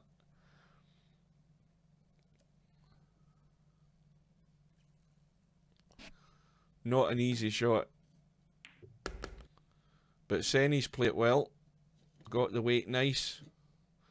Got his partner on the 2. Now can his partner follow up? That 7 ball will kill the cue ball. And Senni, he can roll the 3 down into this bottom right, and if he just puts a little bit of stop in the cue ball, he'll leave his partner on that 5 for the rack. And that'll do it. So Magic 1, a little roll in the 9, in the 5, sorry. And they're back in business. Still trailing by 2, but with the break. Now it's spot money, so if any of these balls go in the break, any money balls, they'll be respotted. And that includes the 9, which is going to get respotted, but Magic 1 will still be at the table. And he's got a chance here for a 1-8 combo. Sorry, not a 1-8, a 1-6 combo.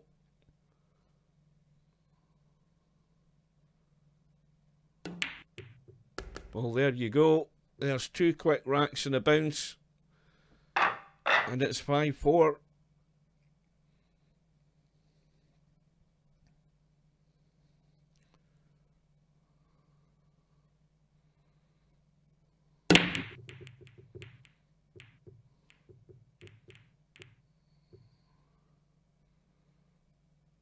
Well, nothing's gone.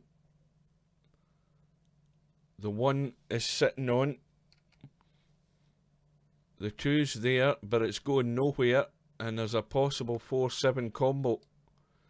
And Larry and Franco need to be careful.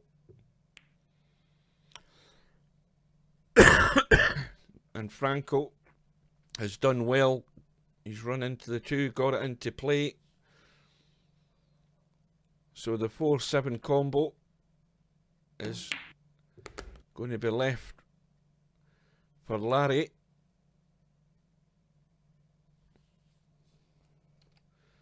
And there's the gap. That's the window that Franco has to get into. anywhere there. And that will do nicely. Now where does the 4-ball go? Larry's got to play this gentle to hold the 4.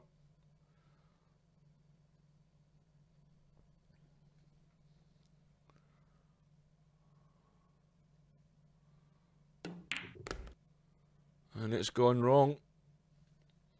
That was always going to be the problem. And I don't think he can cut that in.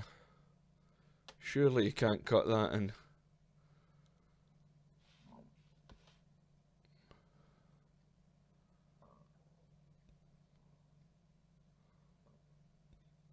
I would have thought cutting it to the side railing in behind the 8 would be the shot. No, he's got it. I never thought that would go in a month of Sundays. And what's more, he's got on the 5. That was a great shot.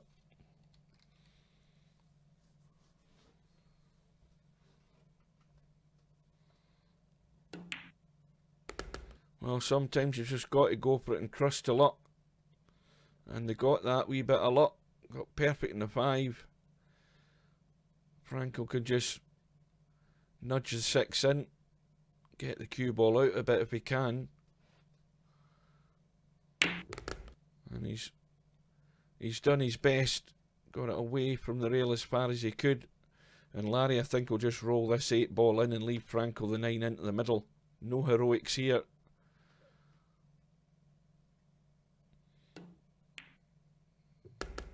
So, Larry and Frankel are going to need just one more rack. They're leading by 6 racks to 4 and breaking off in rack number 11.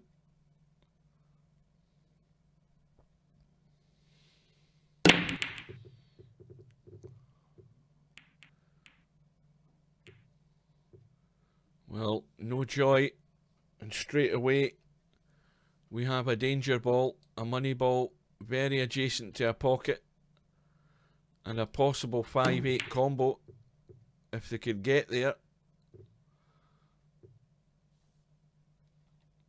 The magic one's kicked at the 1 and it's gone safe, although there is a combo left for Frankel.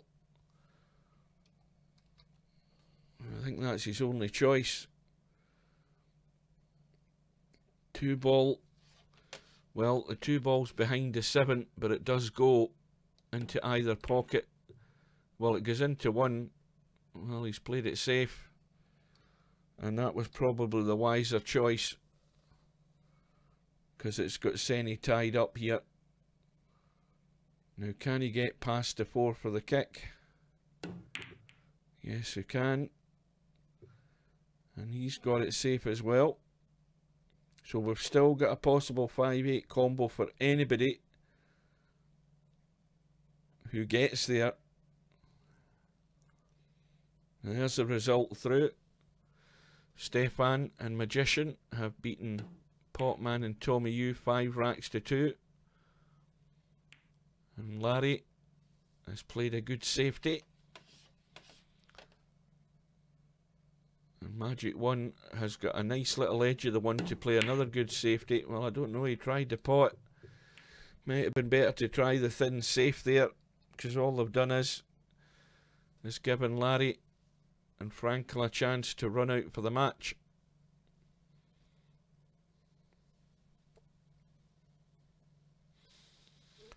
Well, Stefan and Magician, they're obviously waiting on their next opponents.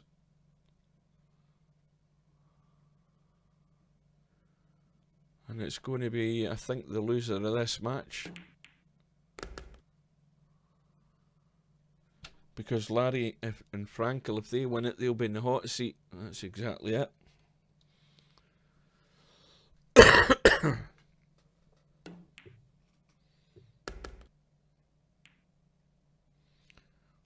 Well, that's gone awkward. Frankel's queuing over the 6-ball. He's pretty straight in this 3.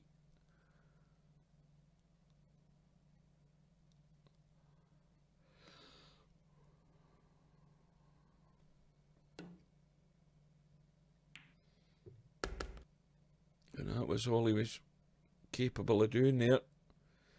Left Larry the cut back on the 4. The cue ball is possibly going to run into that 7.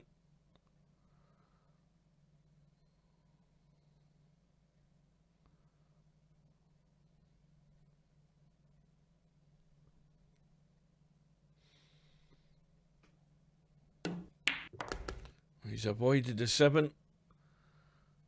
And he's got the cue ball down to pretty nigh perfect on that 5. So it's going to be a 5-8 combo.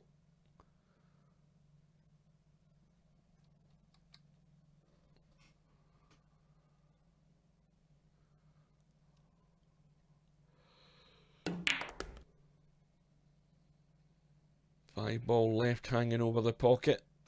Easy enough for Larry to get across for the 6.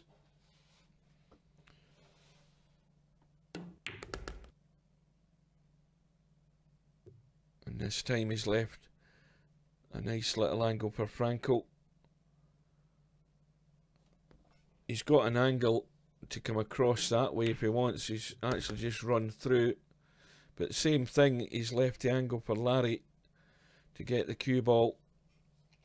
Got two choices. He can come back the way, or he can go forward and go up there. Either way, they should have a shot into the left or right middle or long, depending on his weight of shot.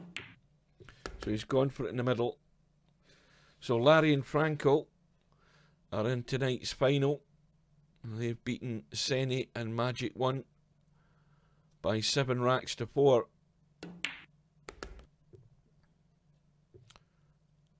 And now Senny and Magic 1 are going to be playing in the one lost side final. I think it is anyway. Let's have a look. Yep. And Stefan and Magician are waiting there for them. And it's a race to 5. So Larry and Franco are going to have a 25-minute, half an hour or so break. Maybe less than that, because it's only a race to 5. And we're just waiting in the room going up.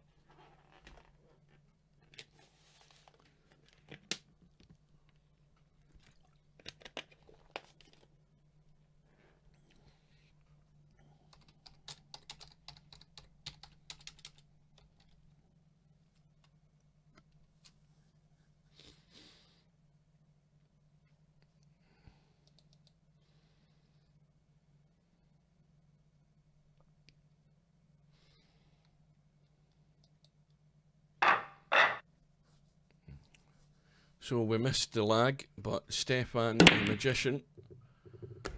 So we've now got a Magician and a Magic 1 in the same game. Magician and Stefan won the lag. They broke off. The 3 ball has gone. And they're on the 1. And Team 2, Senny and Magic 1, are getting a 7 ball as their extra money ball.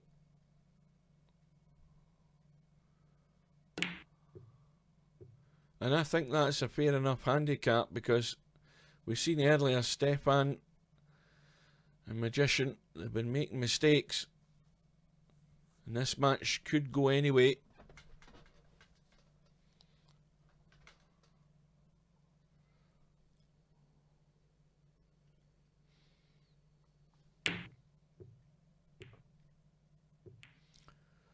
Well, an attempt at the bank, but all Senny's done is left to 2.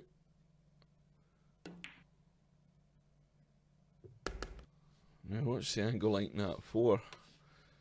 Not great, it's the wrong side. So Stefan's got what to do with the cue ball. Of course he could just run through, because that's a 5-9 combo by the look of it. It most certainly is.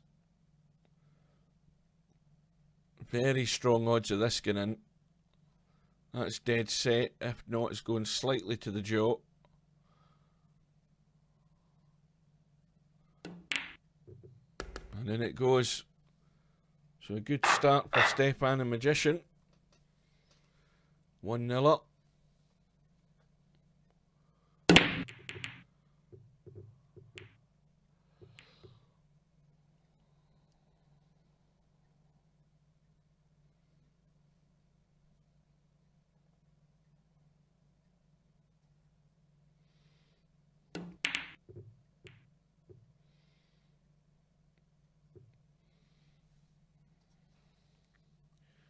Just a bit of the one ball showing.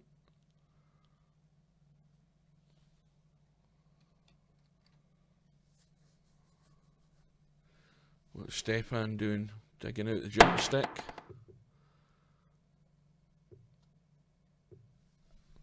Is he going to get lucky? No, he's not, because that 8 ball's a good guide for cutting the 1. Now, what the hell does Senny do here to get anywhere near this 2 ball?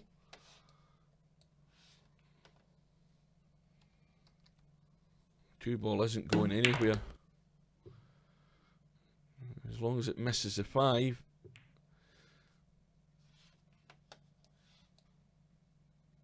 Well, that's strange. Does that 2 ball go? Can he actually get that? I think he can hit the 2 first before fouling the 7.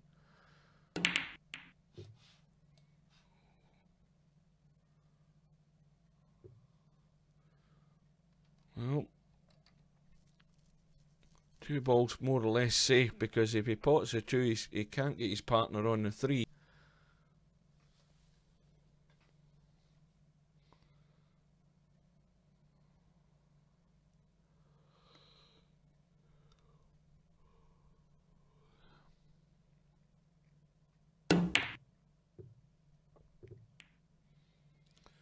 Magician just trying to get distance between the 2 of them, but he didn't get the end result. He's left the 2 on. It could be a possible 5-8 combo, but the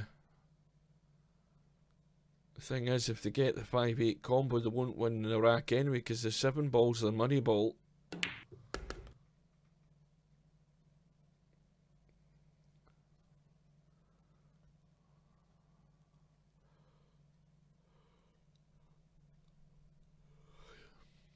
A little drawback.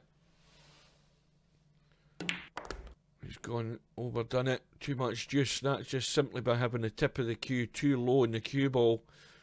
You just need to have it half a tip below the equator, and a little firm shot will give you enough draw just to come back a couple inches. But Magic 1 plays a good combo. Now here's the crucial one. Senny just needs to get that cue ball over to here.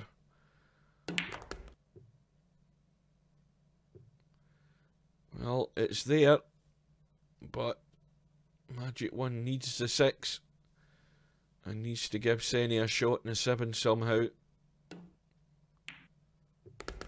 And he's left him in a fair position just to roll this 7 in to tie it up. That was well done.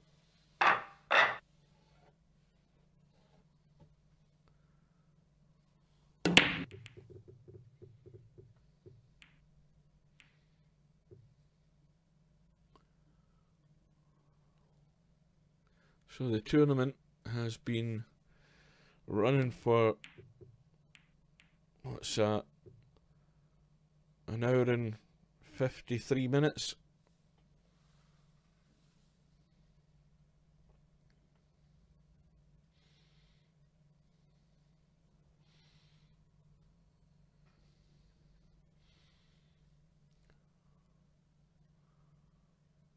Saying he jumped his way out of trouble.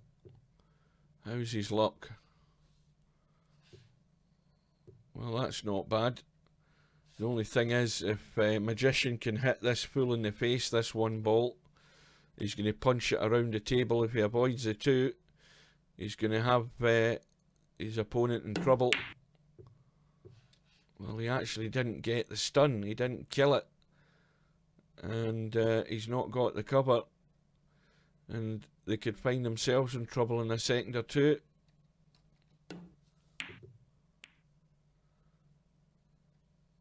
And that wasn't a great safety either.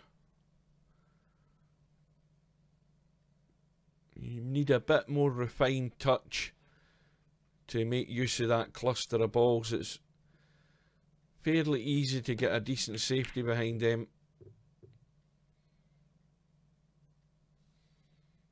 And Stefan overcut the 1. Now, can they see enough of that to pot it? I think it's, well, a little bit of spin round past the 2 and it'll go. He didn't get there.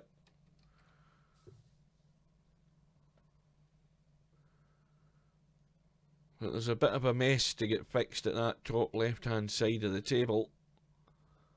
The 4 ball goes clearly, so does the 5 once that 4 ball's out of the way. The 5 goes past the 7 anyway.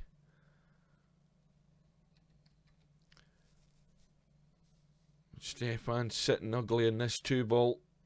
So we can see that the positional play is the thing that's letting these guys down. They're just not getting there. They're making a lot more work for themselves. And that's the holy grail of any billiard game, is good position. If you can master that, then you'll give good competition to anybody you meet. This time Magic Ones are a blast at something. Nothing split up at the top end, but they've left their opponents an easy starter on the 1 ball, or the 2 ball, was it?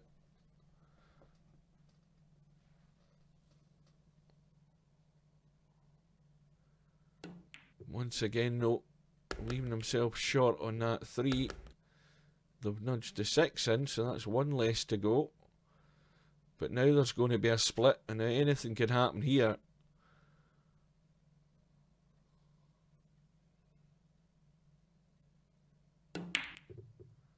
Well, he's overcut the 4, but he's got away with it. Now, if you can play this with a bit of bottom, you can try and kill the cue ball behind that 7, 9 and 8 and punch the 4 up the table, but you don't need to blast it. And, well, it just didn't hold behind the 7, 8 and 9. There is a shot here. Pressure shot though. Got to get good in the 5, because that 7's not in an easily accessible spot. And Stefan did the second part of it right. He got perfect in the 5, but he's left the 4 on the table. So this is anybody's rack. Anything can happen here. A good one by Magic One. And an easy shot to get on the 7 for the rack. And this is just about touch as well. Don't leave it too high in the 7. And he's played it perfect.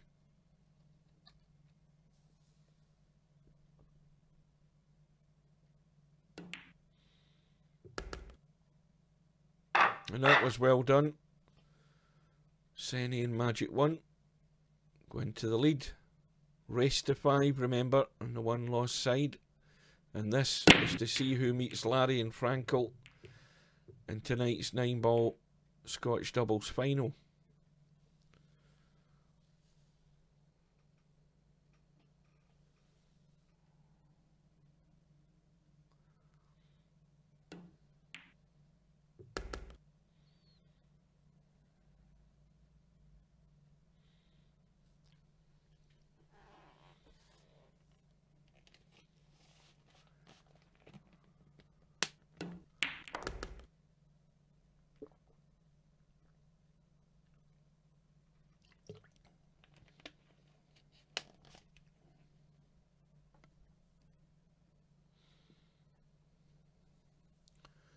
Well, this isn't a great position.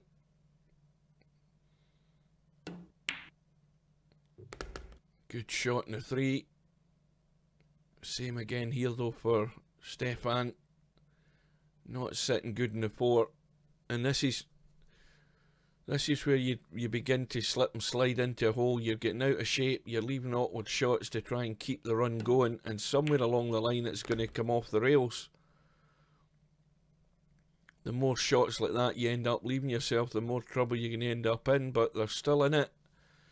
And the 5 squeezes past the 9. But look at where the 6 is.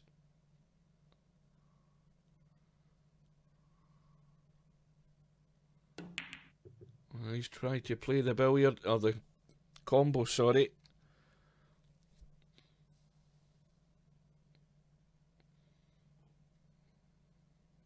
Well, this is not an easy shot, but the cue ball is going down towards the 6. It needs to keep running though. He's left it short. Well, Senni has got a good bank on. He's looking at the cut.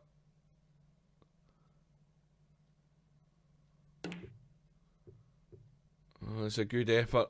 That's asking a lot. A tough shot in that 6 ball. And this is not guaranteed either, because we see this week after week. These balls in the pocket are difficult to judge the control in the cue ball. And that's finished square. The Magician needs another good one on the 7. He needs to watch he doesn't finish down behind the 9 ball here, because that's the track the cue ball's going.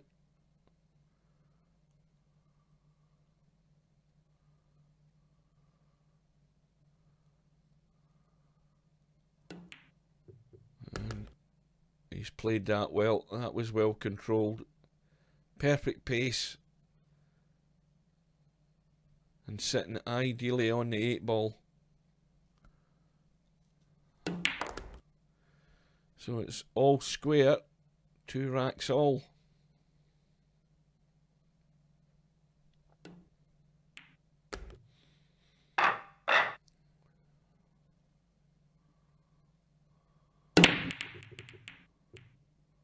Where's the cue ball? Scratch off the break. And look at the 9 ball. Ball in hand, in behind the 1, onto the 9. Got to play it.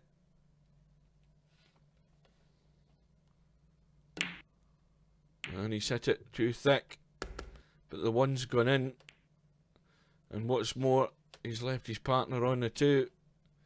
So a bit of luck there, a bit of good fortune. But can they make the most of it? Because they've got to run up to that 7 ball.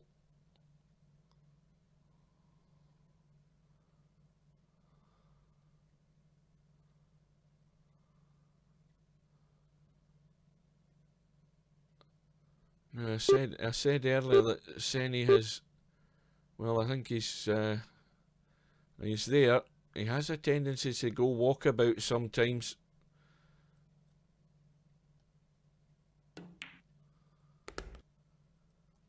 And he's left that a bit short in the 3. Now, can Magic 1 drop behind this 4?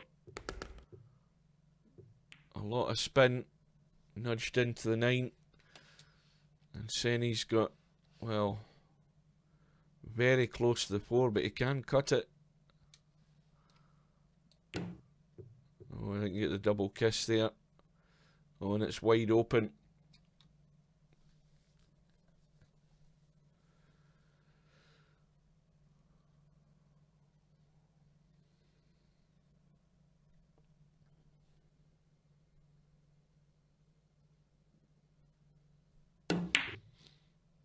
Oh, that was a bad one. Well, that was a poor one. Unexpected miss there by Magician. And another chance for Senni and Magic 1. And he's overcut the 4. But I think he's got away with it. Now, is that 4 ball? Is there enough shown for that to be a good cut down there? Or is it going to the rail?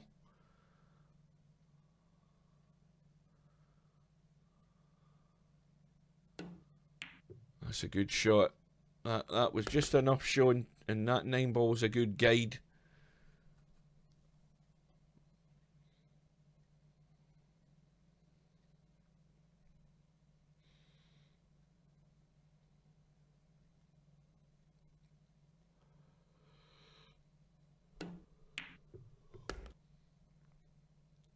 Oh, that's finished awkward again. And Stefan has got it all to do. pressure shot in the 6.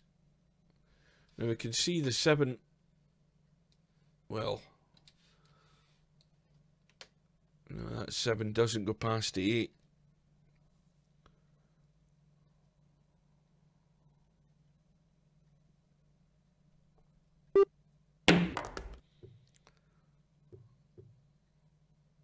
Well, that's a great shot by Stefan, but what's his partner got left? What does he do here?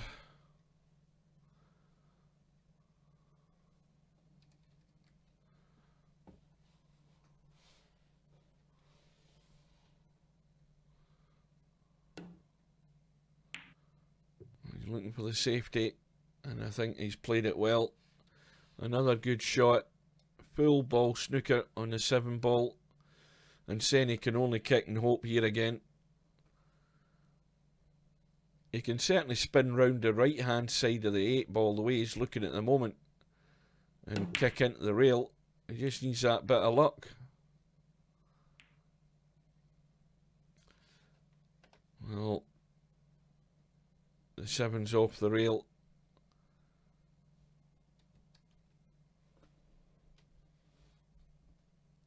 And I think the cue ball can avoid hitting the 9. It'd probably be handy if it did hit it, because it will kill it, which it has done.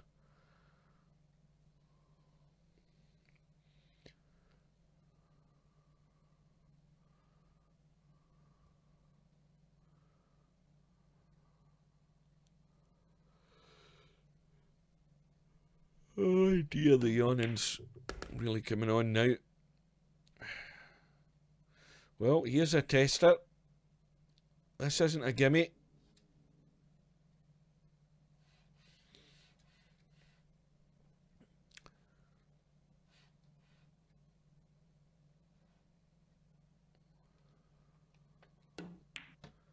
And that was well done. Stefan the Magician back into the lead, 3-2.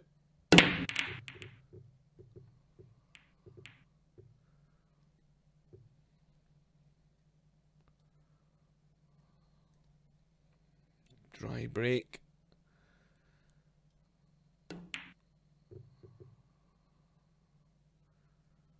And Magic 1. The old misses are coming in now at the wrong time.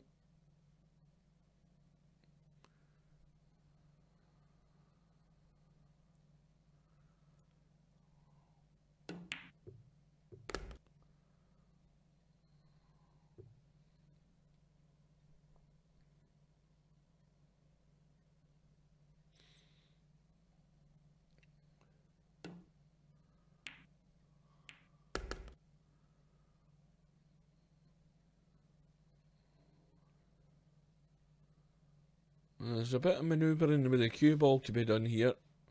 Easy enough for the 2 and then the 3. But it's got to be a well judged shot to get nice on this 4 ball. Because the cue ball's got to come back up for this 6. And that looks pretty good for pace. And immediately there's a problem, because the angle that Stefan's got, he's got to be hitting that 9 ball. And he's got to watch he doesn't scratch off the 9 ball as well if he puts top on it. He can scratch into the same pocket as the 4. No, he's actually hit it full in the face. So now Magician's left with nothing better than a very thin cut. This has got to be played just perfect to cut that to the pocket.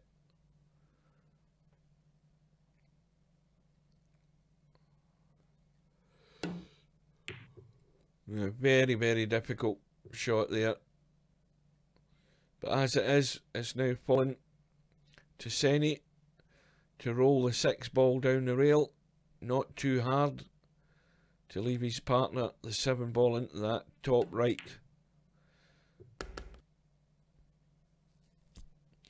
And he's come out a bit more than I would have liked.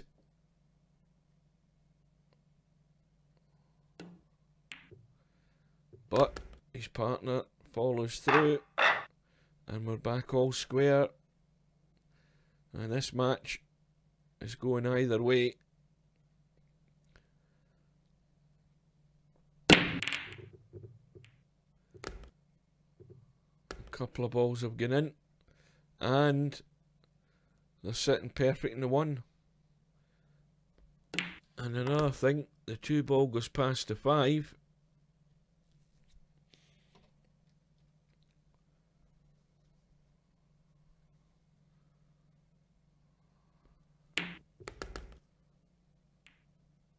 Oh dear, what's happened here, Senny? That's gone all wrong.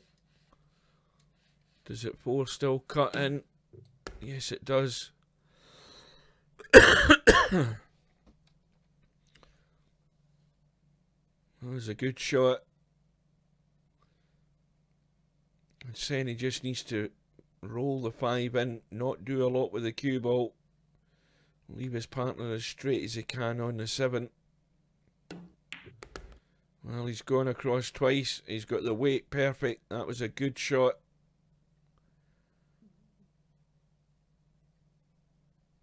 If you're not comfortable trying to play the dead weight shot to get position, then use the rails. And Senny did that very nicely.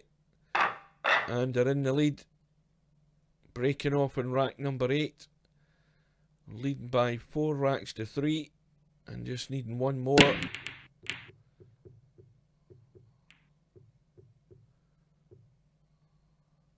And the pressure's now all on Stefan and Magician, who are once again the favourites for this match. But they've got it all to do. Tight 1 ball on the bottom rail. And Stefan's hung it up.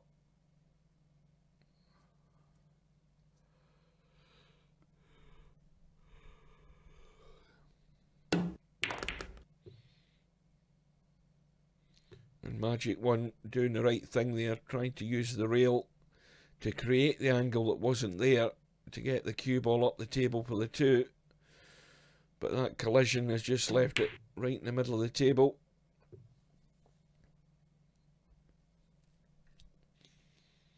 But 2's gone safe, that's all that matters, although there is a possible 2-8 combo or a billiard.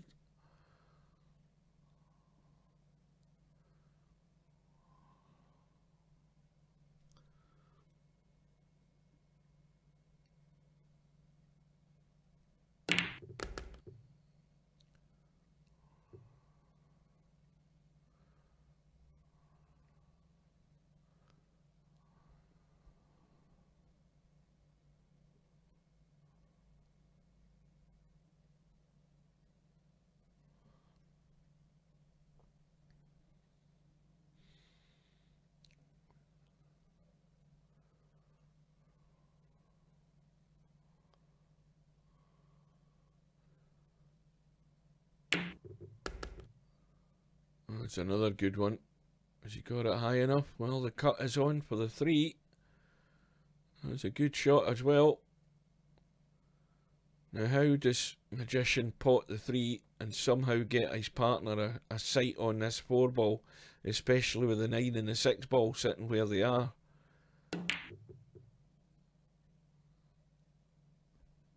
Well, believe it or not, if he'd potted that 3, I think his partner could certainly see the 4. Whether he could see enough to pot it, I don't know, but doesn't matter now. And that's a good safety. Excellent. Of course, there is the possible bank again. It just depends how brave Stefan is, but there's good cover at this bottom left-hand corner here if he wants to try and play the safety. And that's what he's trying. And this looks good behind the 9. Great effort. Let's have a look. Well, he's got the snooker. I think there's just a tiny touch of that red 3 ball showing. He might have to just spin round the 9 slightly. No, he could get to it.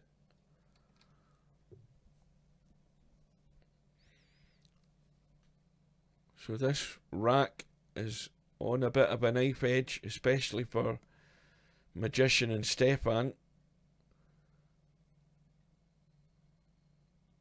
We've got the 6 and 7 sitting awkward. The nudge onto the 6 and 7 has taken care of that, and he's perfect in the 4. Couldn't ask for any better with that shot. Bit of luck you need. This always comes in handy. And that's a perfect shot by Stefan.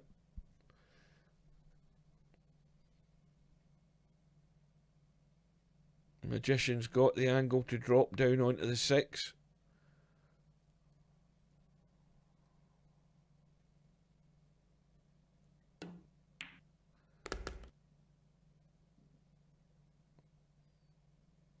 And another well played shot.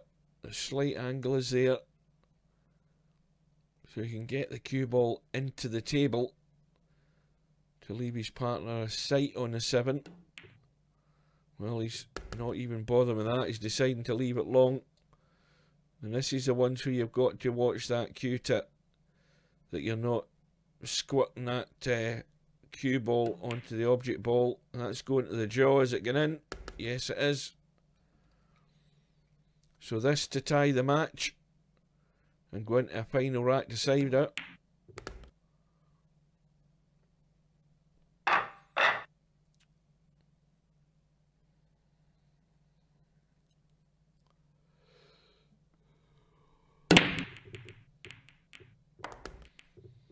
Eight ball has gone, and immediately we can spot the danger. We've got the 9 and the 7 up in that top corner,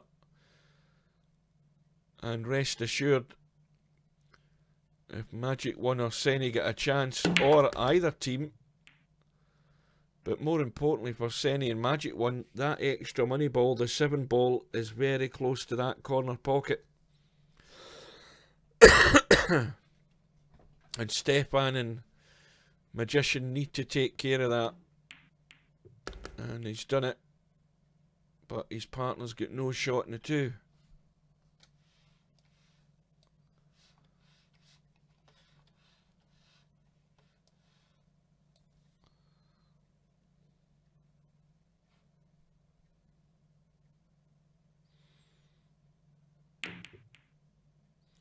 Oh, that little double kiss off the 9 there has knocked the 2 safe.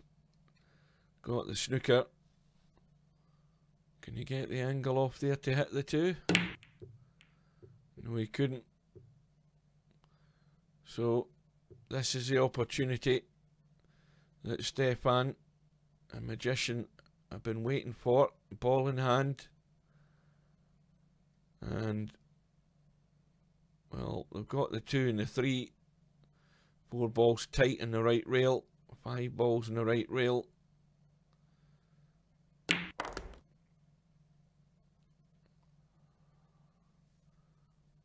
And of course the other thing is the 7 ball has gone, so Senny and Magic 1 have to run up to the 9 as well this time. They don't have their extra money ball, it's gone. And Stefan is going to have to be delicate with this, or force the cue ball across the table twice to get back onto the 5, because you get a bit too much angle in this 4.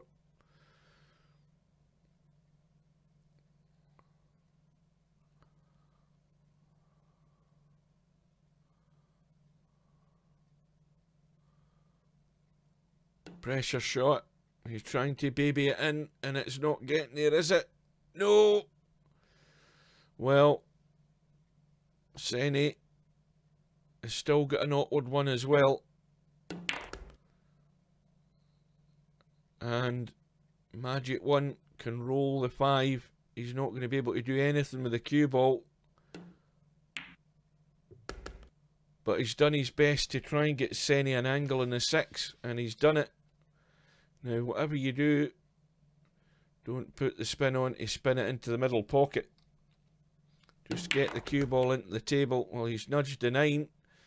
but he's nudged it in the general direction of a pocket, and so Magic 1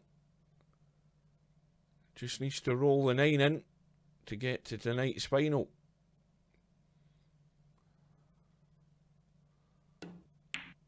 And in it goes. So the mistake was made, and Senny and Magic 1 took the opportunity, and they win the match by 5 racks to 4. So that's how the bracket's taking shape.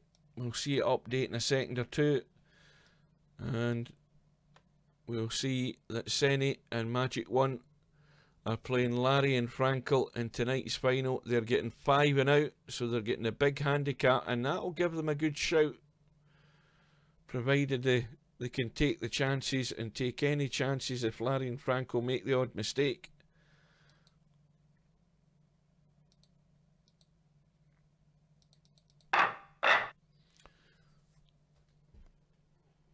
So we might be a minute or two before the final.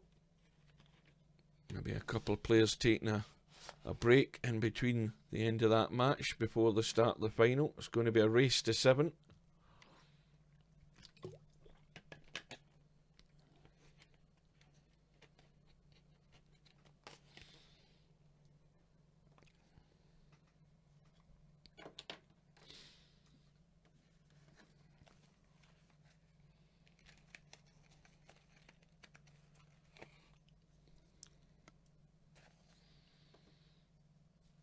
And they're probably waiting on the alarm call before they come in. Well, there we go.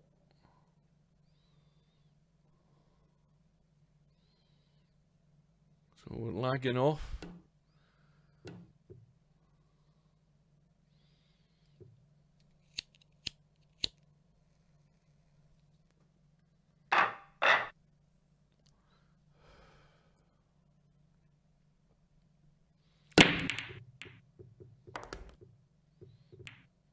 Larry gets a 3-ball in the break, but he's left a very difficult one for Frankel. But straight away we can see the 9-ball very close to that corner pocket, and the 5-ball down in this bottom corner as well. So there's danger for Larry and Frankel here. And that's a big pocket for Senny to bank the 1 into off that 5.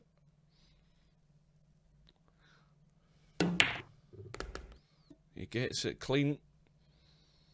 And his partner's got a cut in the 2. And the 4 goes past the 9. Now, they could be in business here for the first rack. Just the 4-ball and stop the cue ball there and leave your partner the shot in the 5. Don't let the cue ball run. And he's, well, he just rolled it through, but he's left him the shot.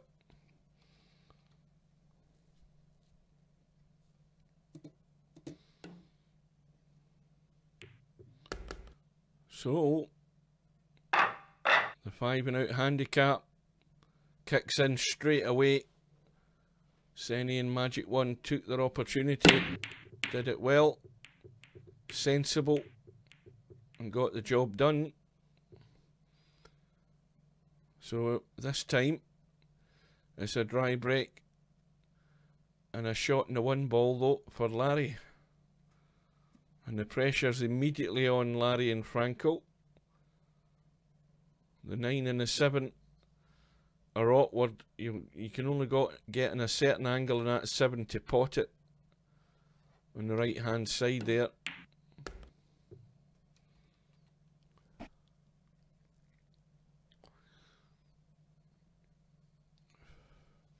And look at where the 3-ball's sitting. It's only potable again at a certain angle. There's just a very narrow window to get to the 3-ball.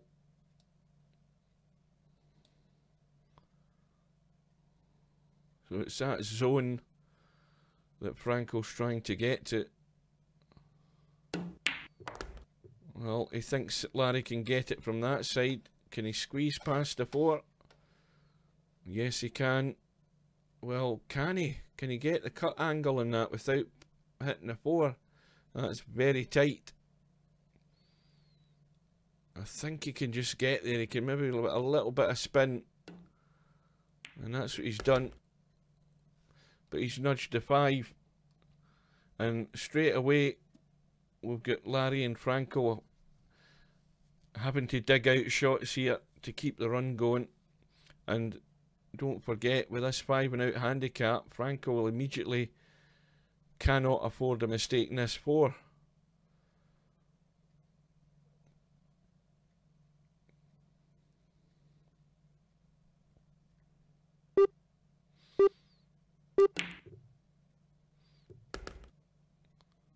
Well, that nudge in the 6 has left Larry nothing. What does he do? Does he go for the bank? Does he go for the cut? It looks as if he's could possibly be playing the safety behind the 7 and the 9. Hard to work out what he's doing here. Yeah, he's playing the safe. Well, Magic 1. He's playing with a house cue. I don't think he's got a jump cue, has he? He's jumping over it with a house cue. Trying to catch the edge of the 5 to nudge it in. Yeah, it's always asking a lot when you don't have a jump cue. And they've probably just sold that rack there. But it was a good safety by Larry. When you know your opponent doesn't have a jump cue, then, you know, as soon as you tie them up behind a ball and snooker them, they're in trouble. They've got to either kick it good or be extremely lucky to manage to get a jump out of that house cue, because it's really got no power in it at all.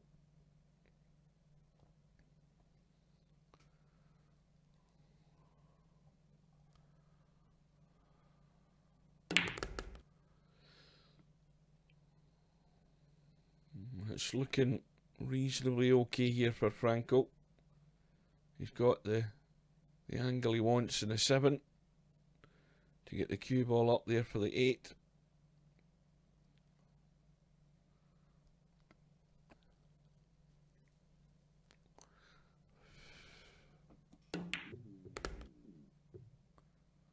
And that was well controlled.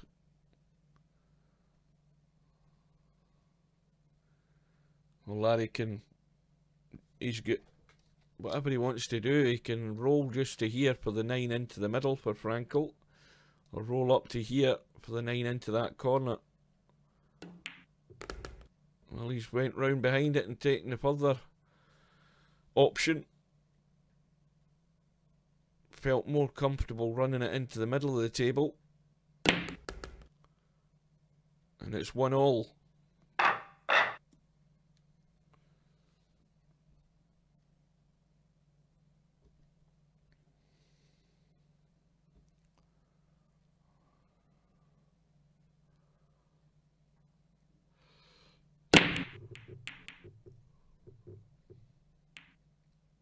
Cue ball scratching. Now what we got here? Well, there's a possible 1-8 combo, or there's a 1 into the middle and a possible 2-9 combo, but the 2-9 is gonna have to be made. It's way offline, and Senni has got the cue ball in the ideal position for Magic 1 to line up this combo, cut that 2 across the 9, and he's played it well, and it's 2-1. And so that all came about from the scratch and the break.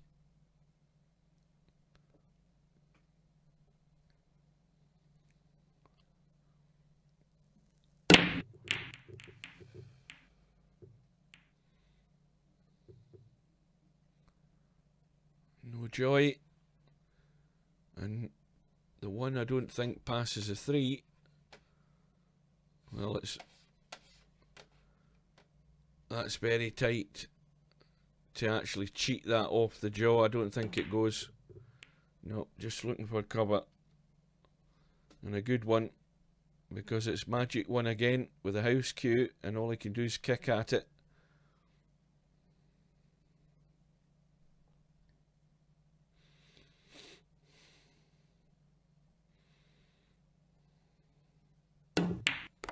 That's a good kick. Now Senny has a chance to tuck the cue ball in behind the 7. Now he needs to watch, if he tries to go thin off it, he's going to run into the 9. Just tuck the 2 ball away. That'll do. Has he gone too far? Too heavy. Far too heavy. That was not a good, not a well executed shot, Senny. You know that. Far too heavy.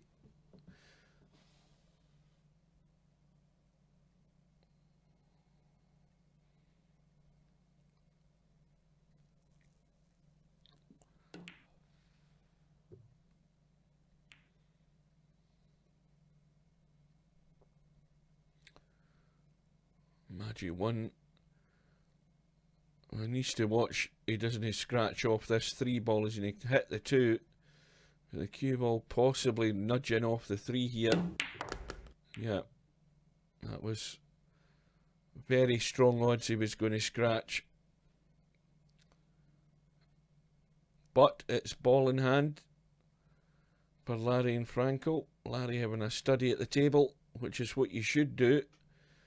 And just be clear in your mind what you're doing. Easy enough to get on the 3. But it's getting onto the 4 after the 3. And the 4 goes past the 8. The chances are Franco will just baby the 3 in. Nice and gentle. But needs to leave Larry an angle on that 4 so he can get the cue ball between the 6 and the 8. Well, this isn't ideal. It's one of these uncomfortable shots where you've got to do a bit more with the cue ball than you really want to.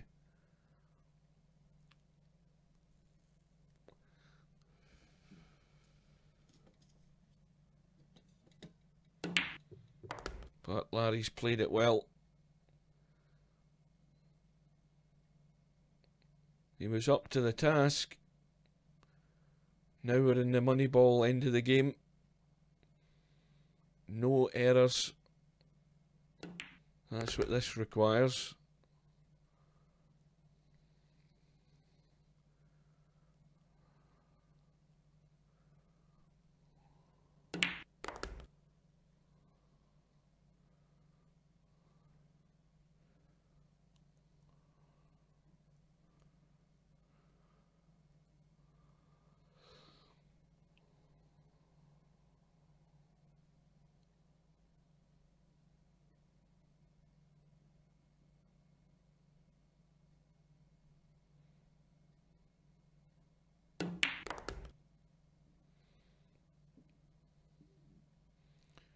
Well, Larry, just a little draw off the 8 if he wants, or just kill it stone dead.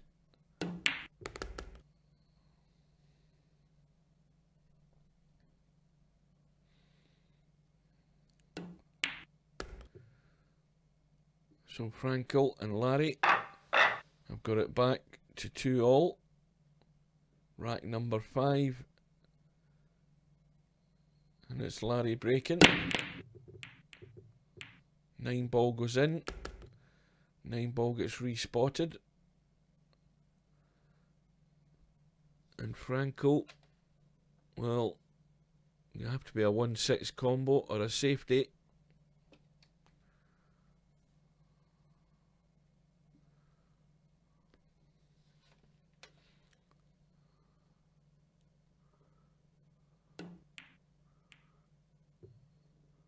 Well, that's a disaster. That was poor. All he's done is he's teed up the 1-6 combo. And I think he's hit the nail right in the head. He says the worst shot he's played so far. I think I would agree with that one. Got it all wrong. He'd have been better going for the combo himself. tried to be too delicate, and of course he's playing with the house cue for some strange reason. He's got cues, but he seems to want to play with the house cue.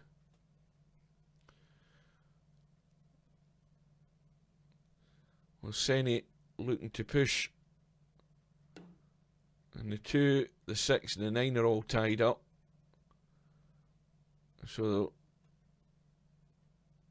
I think Larry will just be looking for the safety as well. I can't think any value in potting this 1 ball because he can't get Frankel in the 2. Now Larry's nudged the 3 over into the bunch, so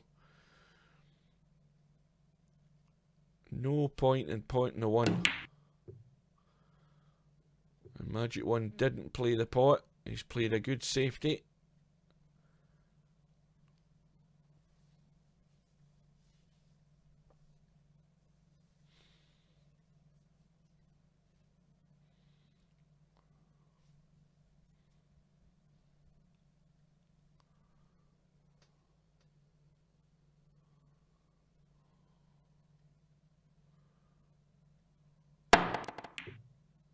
So any latecomers who've stumbled across this stream, this is tonight's final of Monday night 9-ball Scotch doubles.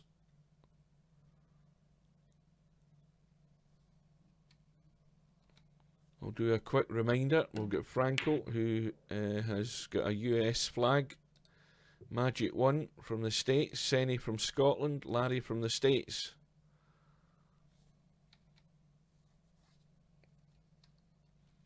Don't know what the hell happened there.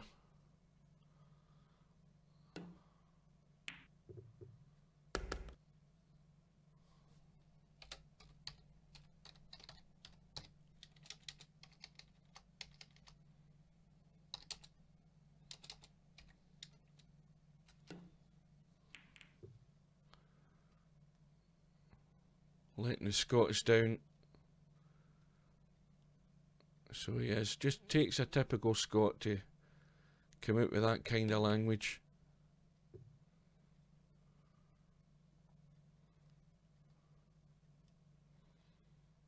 Another little thin one on the 2 here. Larry will have them tied up.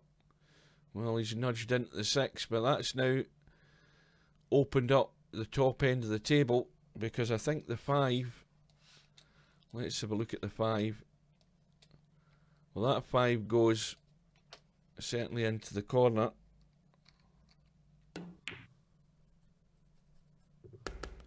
Saying he's got the cut on the 2. How's he shot in the 3 here? Well, it's a thin one, but it does go. And again, the 6 ball's a good guide. And that's played with a bit of power to get the balls open. But, unfortunately, saying he's hooked on the 4. Now he can get a good bit of spin round this. He needs to get into the jaws to knock that 4 in. And he's hit it too hard. It didn't give it a chance for it to take the spin. That's the problem with that shot.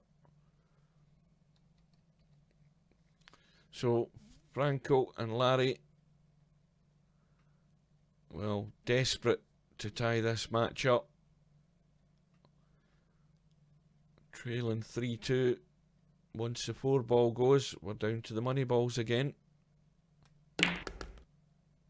And all the pressure on them to run out.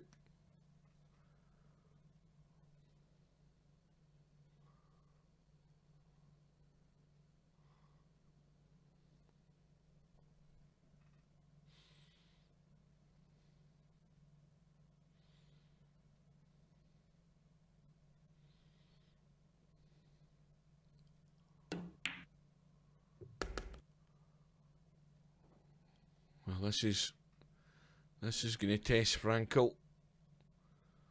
Looks straightforward enough, but that 8 ball is in the path of the cue ball, so he's going to have to put a lot of spin into this cue ball. And he's played it well.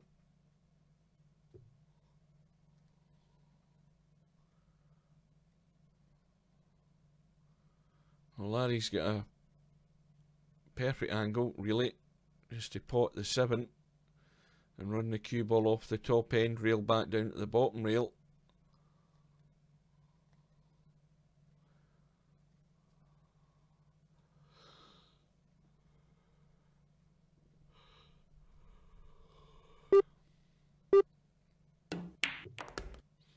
And that's the only thing he didn't want, and there he's finished in no man's land. And what does Franco do here? And this could have a big bearing in the outcome of the match.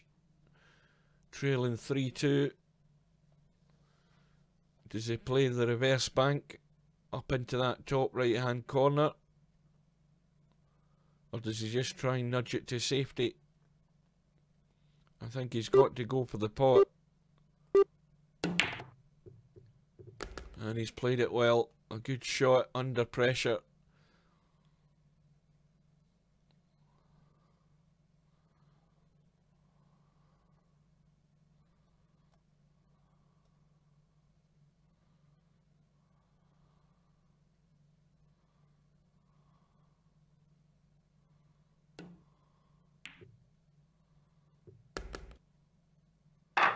Well, they got out of jail in that rack. Larry potting a 7, and he could have taken if he'd put right hand English on that 7 ball, he would have avoided a 9. The only problem with that is he wouldn't have guaranteed ideal on the next ball, so he took the risk and running into the 9 got the cue ball right out of shape. But Franco got the bank, and look at the 9 ball. 9 ball in the danger position again. And that's going to scratch, is it? No. Well, Larry will certainly be able to nudge that one in, no problem. Off the rail.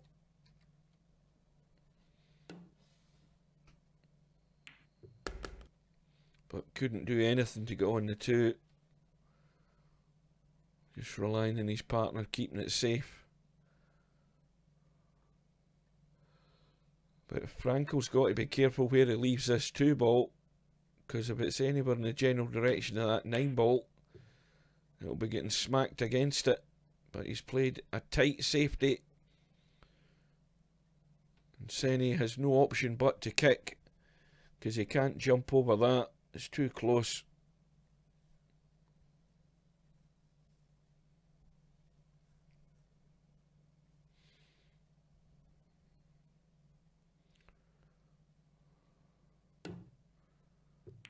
And he's not going to hit a rail. Now the question is now, because that 9 ball is too close to the jaw from the pocket for Larry to risk playing a 2-9 combo. So they're going for the run out. Unless they can play the 5-9 combo. But we'll soon find out that.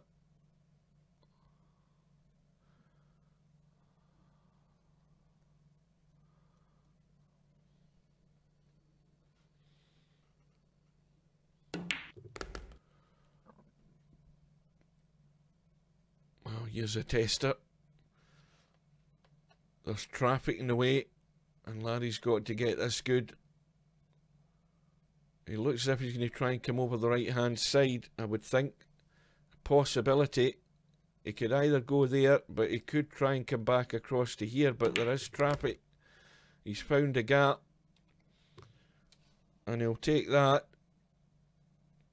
Got Franco dead on it into the middle.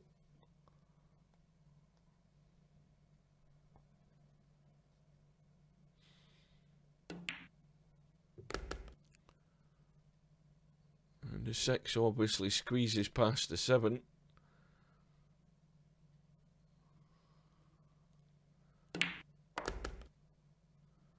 Well, Larry's overdone it. Bit too much angle in this 7 ball. Now, does Franco just cut it and gently run into the 9? There's a possibility he could kill the cue ball with the 9 ball here. There was also a danger he could scratch off it as well, but I think, you know, he's just tried to play it as gentle as he can.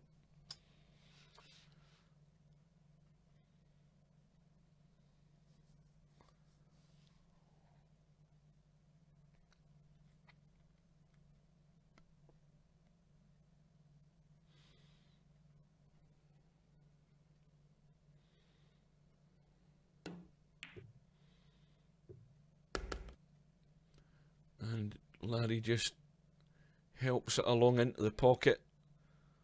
And a fairly straightforward 9-ball, just a little edge of the 9. I'll take it in.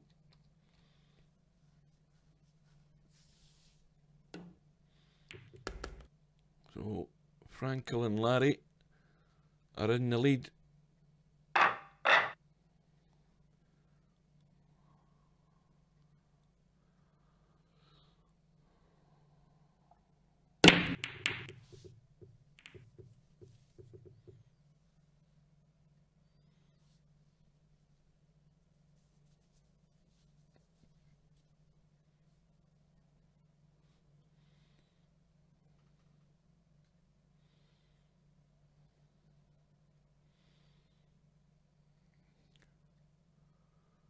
Well, he's trying another jump shot with this house cue. No. I mean, all he's done there is open up the table. Would have been better playing the push out.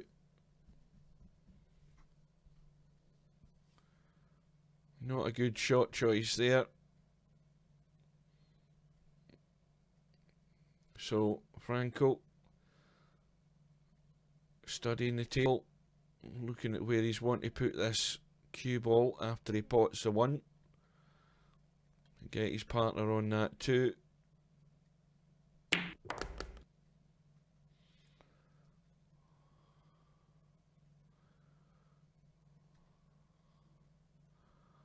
Well, Larry more than likely is just going to stop the cue ball where the 2 is right now and just leave Franco to run the 3 into this bottom right hand corner past the 4, and the 4 into the same pocket.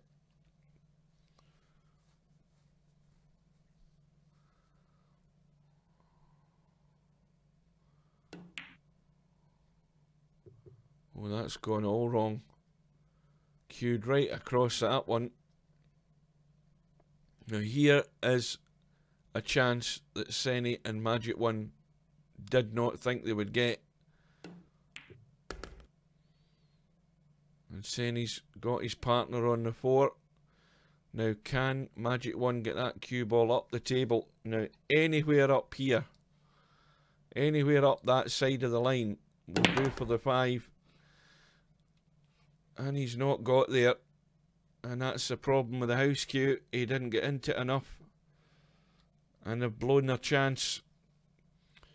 Saying he's going to have to try a cross bank. Oh, that 9-ball blocked to 5. That 5 was going in. But I'm sure their chance is gone.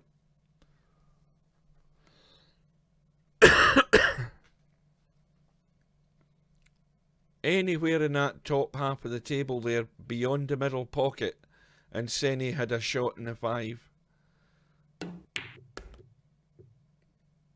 And there's a very strong possibility we're going to have a 2-rack gap.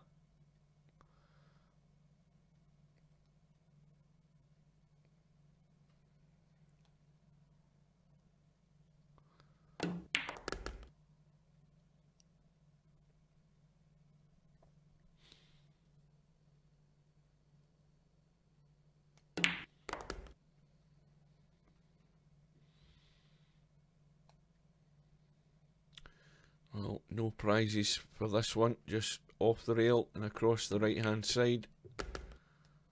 Get Larry as straight as he can on that 9, gone a bit too far, but shouldn't be a problem.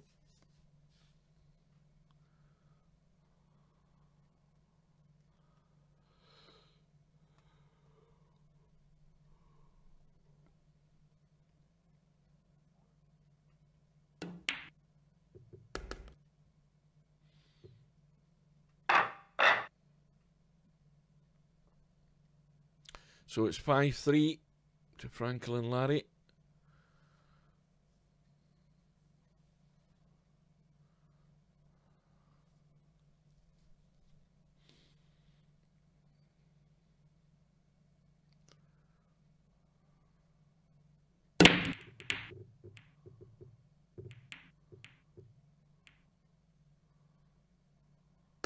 One ball goes in. Shot in the 2. 3 over the top right hand corner. So the problem ball is the 4.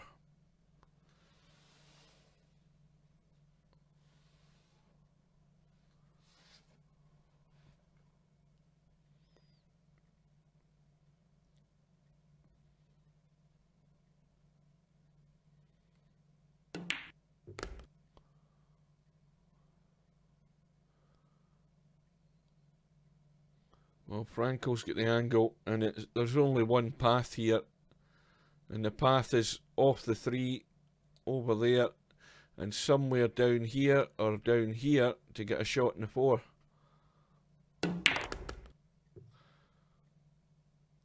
Has he found a gap? I think he has. He's played it well.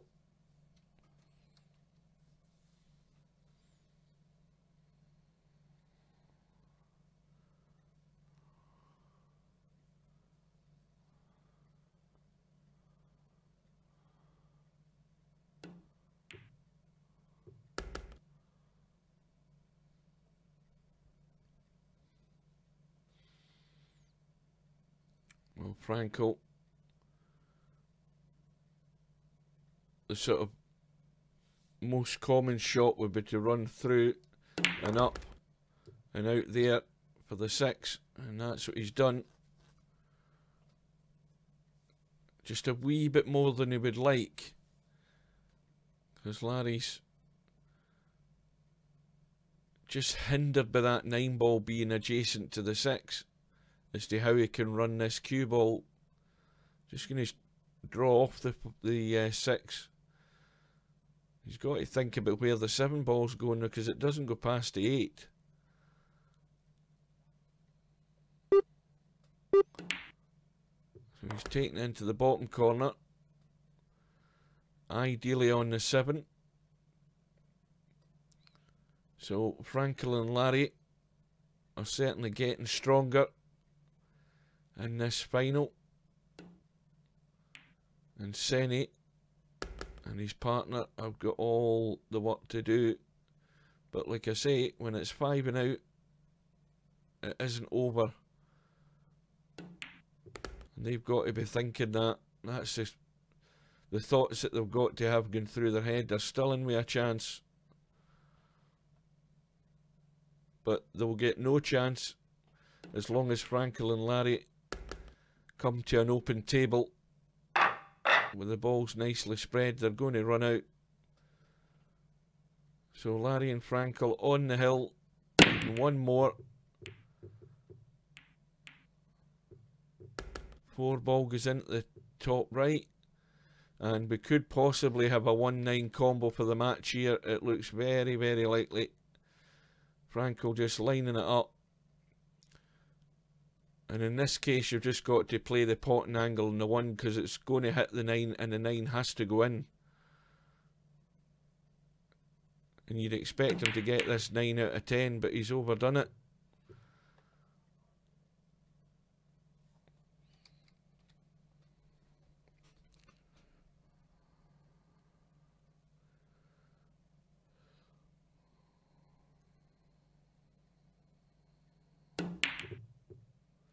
Well, Magic Q trying the 1-5 combo. That smacks of a bit of desperation now. And at this stage, you know, probably well worth having a go. But the downside of that is you've left an open table for Larry and Frankel, and this match should be over.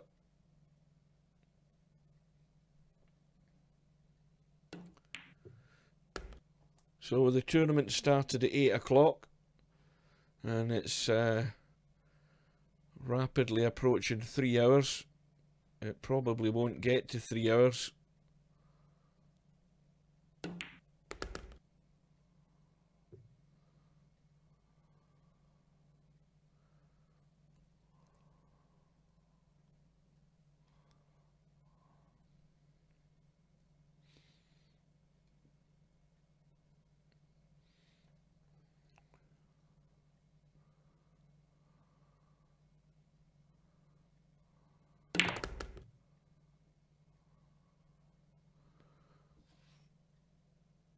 Well, that's dead straight, so Larry will just do a deep draw up to the right hand side of this 7-ball.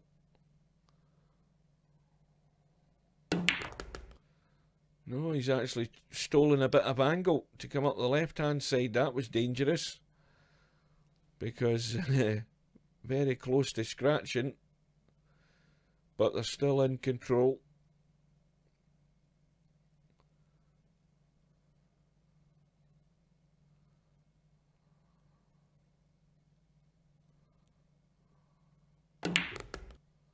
In fact, the reason Larry probably stole that little bit of angle is he was maybe worried about just drawing straight into that bottom right hand corner pocket.